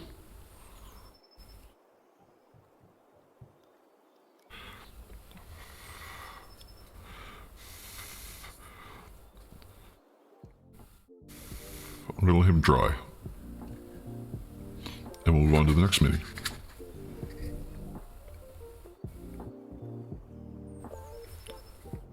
I won't drink like 3 cups only. Oh, okay. It's needed to push through the day. Yeah. That's a big point is when you're, so that's a really good point actually, is when you're in office, when I'm in office at least, I drink more coffee when I'm in office than I am when I'm at home. And it's just because when I'm in office, I sort of feel like I almost need the coffee more. And really what I'm looking for is the breaks. I need the coffee breaks. Like I go out and I pour myself a cup of coffee. I have a sip. And I go look out the window because we were on a third or fourth floor, kind of fifth floor, sorry. We were on the fifth floor inside. Get a sip of coffee, go look at the window, just watch the boats go by, and just sort of reset and relax. That's what I was saying before about burnout. Like, one of the most important things is just like knowing you're safe and taking a moment to just breathe and have that coffee, a little bit boost energy, and be like, this is where I am right now. I'm just relaxed, I'm calm, I'm safe. And then you take a breath, and then you shake out your shoulders, and you get back to it. And we always used to say that too. We get our coffee and go back to it, and we just look at each other and go, yep. Every now and then you get like a PM project manager who come in and say, what are you guys doing here? And we'd say, we're drinking coffee. And they look at you and they go, aren't you supposed to be doing this thing? And we'd say, yes, and we'll do that after the coffee. Oh gosh, project managers, I never understand.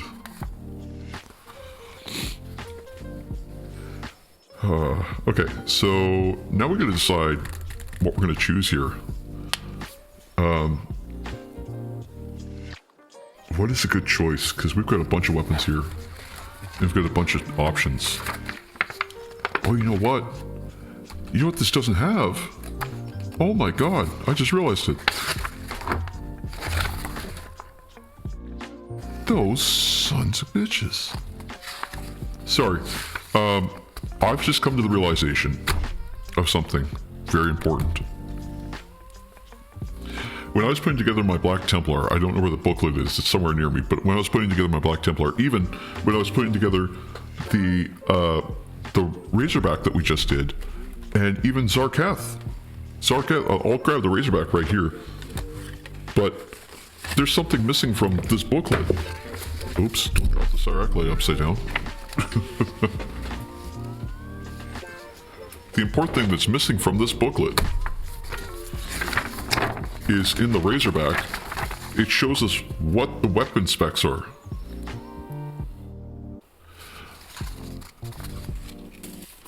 But here, there's no specs. In my company, the CEO likes to visit our department since he likes to hear about things in network. So we have supervision of our manager at CEO also.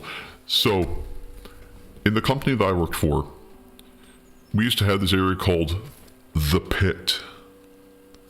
And the Pit was where the developers would do all their work. It's also where my department was as well. And we would get in there and we would do our work. And it was meant to be like a big collaborative space where developers and quality assurance people and everybody could just turn around and ask questions or be within like an arm's reach, literally like 5 or 10 feet away from each other. It was awesome.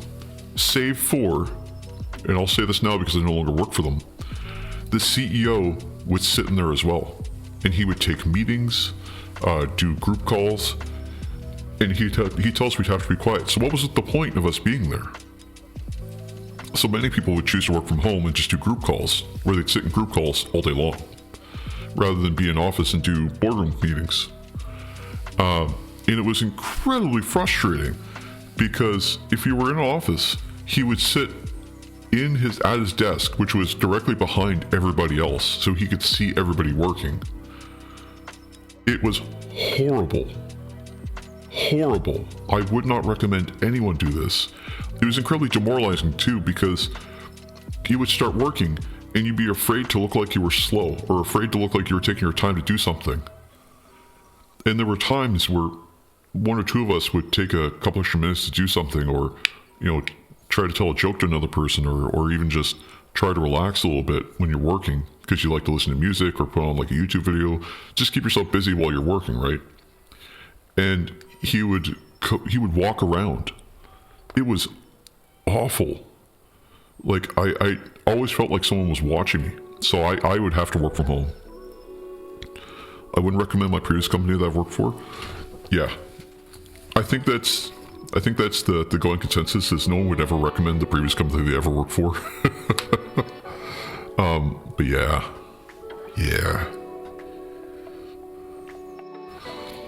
I did not like working for that for that employer.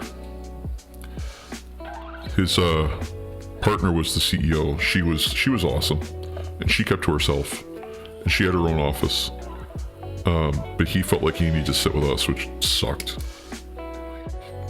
I wouldn't recommend my previous employer. I shit on them even after 6 years. Wow. Must have left quite the mark.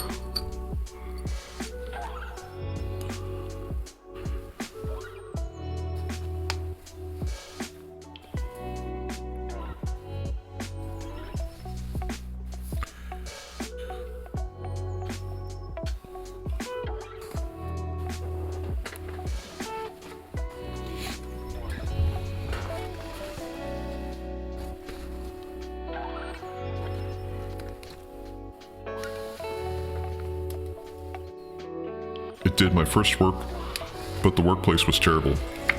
See, I'm trying to find another, though I'm streaming. I'm currently in the process of trying to find another workplace that will take me. I did 7 years with this company, lasted like 3 years. Damn. You get out while the getting was good then. I can't go too far into the details of what I did with my last employer, or kind of the situation that we had, or even why I no longer work there, because it was sort of a shit show. But I'm no longer there, is the takeaway. And I was there for 7 years. 7 years, and I did automation for them. I was started as a developer, I moved to QA, I moved to automation for the last 5 years with them. And last 3 years with them. And I did a really good job. At least in my opinion, I did. I built an architecture from the ground up. I can share the technology was Playwright, because that's publicly known. I built the infrastructure for that, as well as built most of the internal infrastructure that we use software-wise for Playwright. And that was awesome. Like it had, I can't go again into all the details, but it was flexible in that you could reuse functions everywhere. It was built so that if there was any changes to pages that they needed to make like an agile on the fly kind of thing, we could update our code within minutes, and it was ready to go again and deploy within the same day. All they had to do was make a ticket. It was awesome. It was probably the most agile thing I've ever built, and I spent a year and a half building it, and then just building test cases. It was awesome. I loved it. But the company matured. And when the company matured, they grew in different directions. And they decided for me that we should part ways. And we should go our own directions. And part of that maturing process was them coming to the conclusion that they needed outside help. And that didn't come. And they're still working on it. And so I feel bad for the people I used to work with who are still struggling. But some of us have turned off in different directions. Myself, I took up streaming. I wanted to continue to work there so bad, and it just didn't work. It felt tough. It wasn't, in hindsight, it wasn't tough. I ended up in a good position where I had some money coming out of it, and I could bounce back, and I could make a living. And I'm still looking for work, like I said, so that's a thing. But in the interim, I just didn't know what to do with myself, because you go 7 years with something, and then you're not. Then the next day you walk in, you're not there. And I'll share that the day before they let me go, or rather the day before we parted ways, I was asked to come into the office before work hours, and I asked, very simply, I said, is this anything I need to worry about? And I was told, nope, it's nothing you need to worry about. I said, do I need any notes? No. Please bring your laptop. And I kind of knew right then and there when I was asked that it was exactly what was happening that I thought was happening. You know, all my anxiety was justified. So I came in early the next day, as they asked. I was there 15 minutes early, as I am. And they brought me into a separate room. And they let me know the good news, I guess. And the bad news. And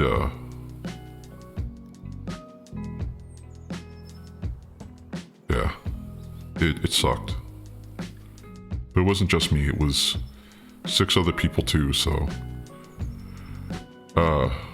like one of my previous project managers said, because he got let go the same day, he told me, he said, basically we're in a better position because those people that also got that are still there are now going to be stuck with what they've got.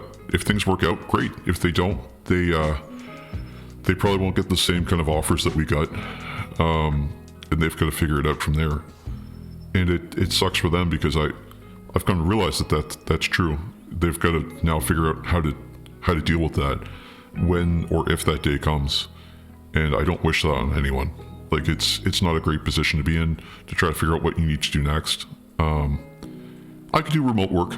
I just haven't applied myself yet. And so I'm looking at the next big thing to do.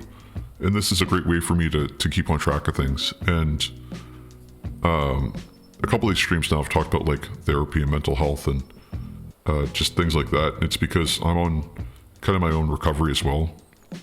I did, like I said, 7 years, and then basically the rug pulled out from under me. So now I'm building up again and doing things I like to do and resting, I guess is the right answer. Resting while I look. But I'm not worried. I don't worry anymore. I had something great. I know I'm good. And the next thing will come along. Just might take a while. But that's okay. I got this stream. I got these minis. I got all the time in the world. I can make it happen.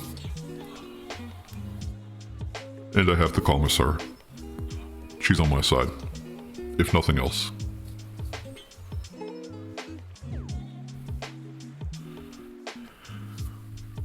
That said, I don't know what weapons I need here. Sorry, got a little deep there for a minute there. Just, yeah, I was caught up, I guess. That's kind of my life story. Not that you asked for it, but you got it.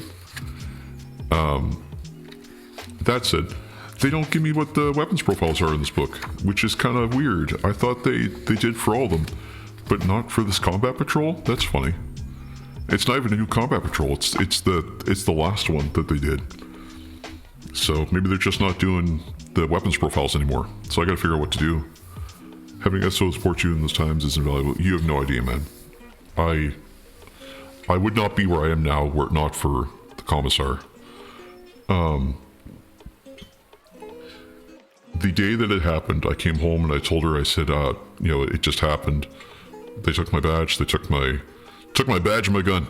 They took my badge and my laptop.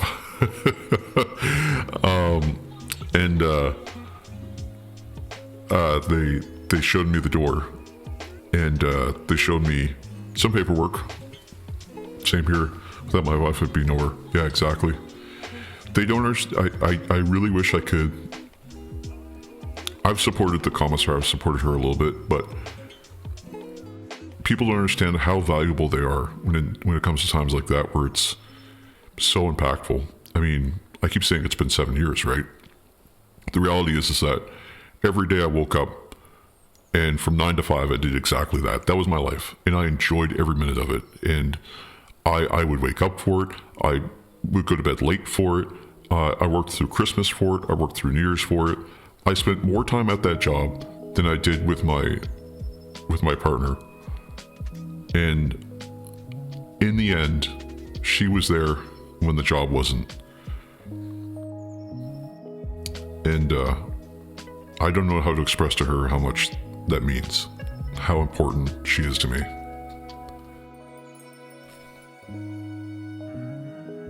Oh, I'm tearing up. Oh, Jesus. Astartes don't cry. Jesus. Sorry. Oh, I need some paint water to wash this down. Oh, Lord.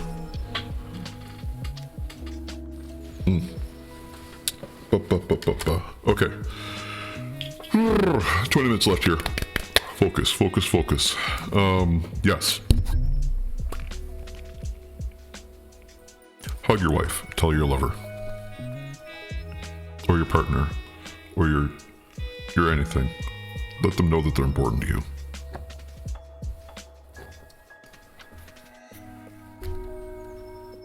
At the very least, while I try to figure out if I should have a bolt gun or a bolt pistol or a flamer.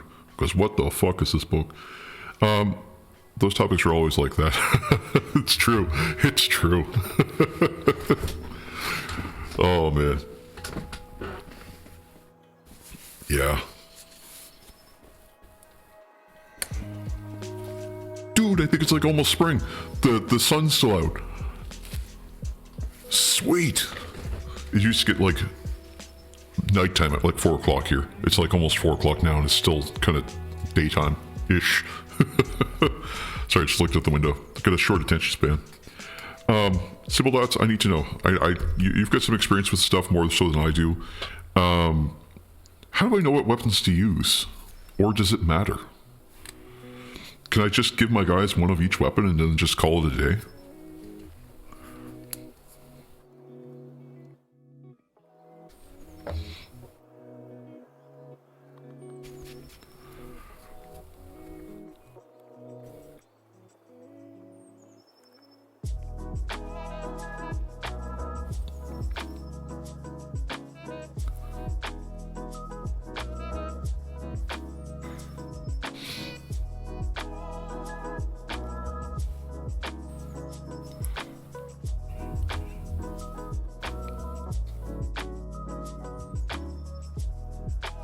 Terms are useless on battlefield. I don't know since I don't play. That's fair. Let's see. I think I might ask my group.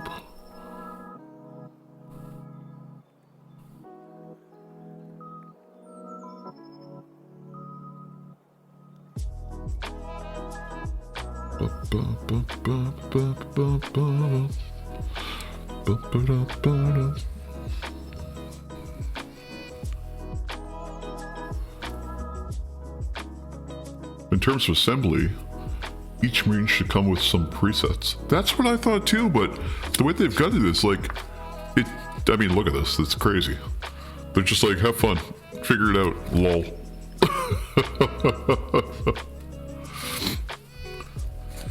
Classic GW, you'll get it, gun of behavior. Which should be shown. I thought so, but I mean, they've got like red, yellow, green, red, blue. So I can do 4A to B. C. 4C to D. 5A to B. Wait, what? Oh! Oh, whoa, whoa, whoa, whoa. Okay, I see this now. Okay, alright. Get this. So this is crazy. So I start putting these. Less than 1. So I should have 2, because there's an X2, an important sign, which means pay attention to, for variance. Okay. So I should have, and there's an X1, I just realized this too. So I should have 1 aspiring champion, and 1 legionary with chaos icon. And I should have less than or equal to 1 of these guys, when this is the variant, less than or equal to 1 of the champions. It's only 2 models, okay.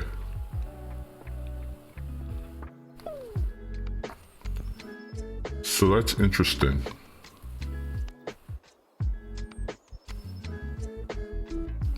It's like a recipe book, like you have to read all the recipe first. Basically, each color is different preset in which you can assemble that marine. Yes. Each color is different preset. Yes. I just wasn't sure if there was any, like, advantage to them or whatnot. I suppose I can only build 2 of them. Wait, what base size did it come on? 32mm? Okay. And then...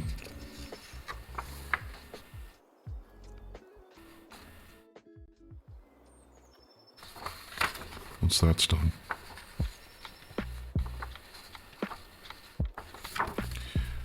I'm going to make some notes, and we'll come back to this tomorrow for that stream, because it's getting pretty close to end of stream now. We're going to end stream here in about 10 minutes. But we're going to talk about what it is we did today, what we're doing tomorrow. So, today we got through a little bit. We got through quite a bit, actually. We finished up edge highlighting our Razorback, which looks really cool. I might even put like a little bit of... hey, you know what? I got a second here. I'm not even gonna say I might. I'm just gonna do it. Well, last page you should have power info on each weapon, if I'm not mistaken. That's what I thought. That's what I thought. But there's nothing. Like, you get to the last page and like there's the background color, which is fine. But then like on the last page, it's just these. So there's no power info. And I think they're doing it that way so that they can sell up the the books now, because they're having a hard time selling the books, mostly because people find ways to procure the books. You know what I mean? Weird, right? I'm just gonna apply a little bit of silver along the edges of these weapons, along the razor claws.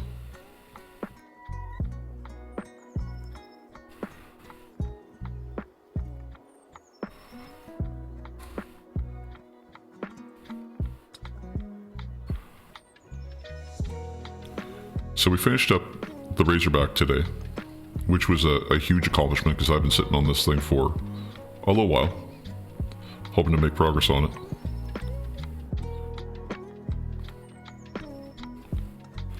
I could even add a little blood, maybe. I don't know. Blood might be kind of cool.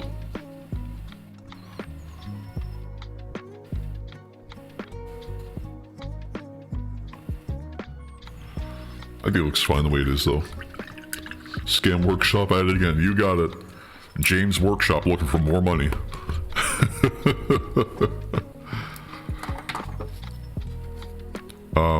Yeah, the Razorback got finished, and it looks really badass.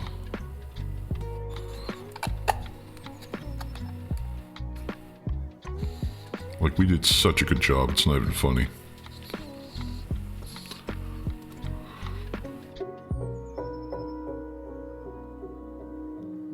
And so I'll take a 360 video after the stream and put it on the usual spots so you can see it later, as well as in the Discord.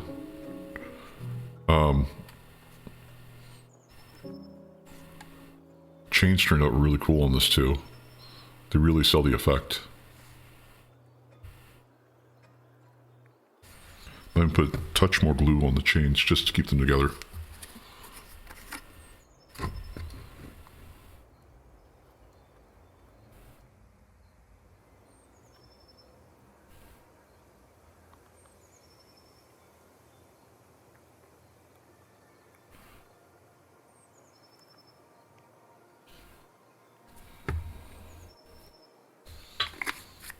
Just let the glue settle. It's just attached. It's so cool. Yeah, we got through that. We finally admitted that the Nexus Chaotica is done. And that one's because, you know, the flame's been burning pretty good now for a little bit. I'm going to charge that up some, just so when I do the 360 video on this one, you can actually see it as well. I'll charge that up here.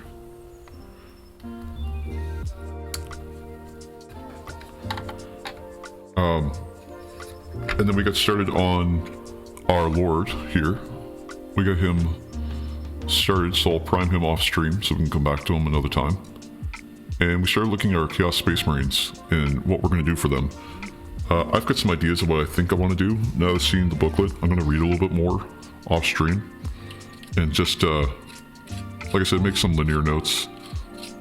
Just so when we're assembling, we actually know kind of what it is that we're directing towards. And I'll just confirm any like biases for like any weapons profiles. I'll try to find weapons profiles, I should say, so that we can actually work on it together. I'm going to sand this a little bit. Just now that I've got that glued together correctly. Just so it looks even.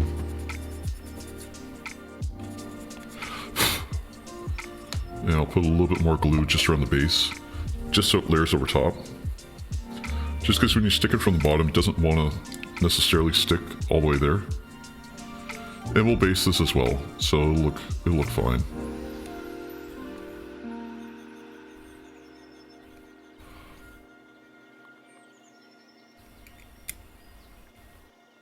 And once I hit it with some primer, it'll all look uniform anyway.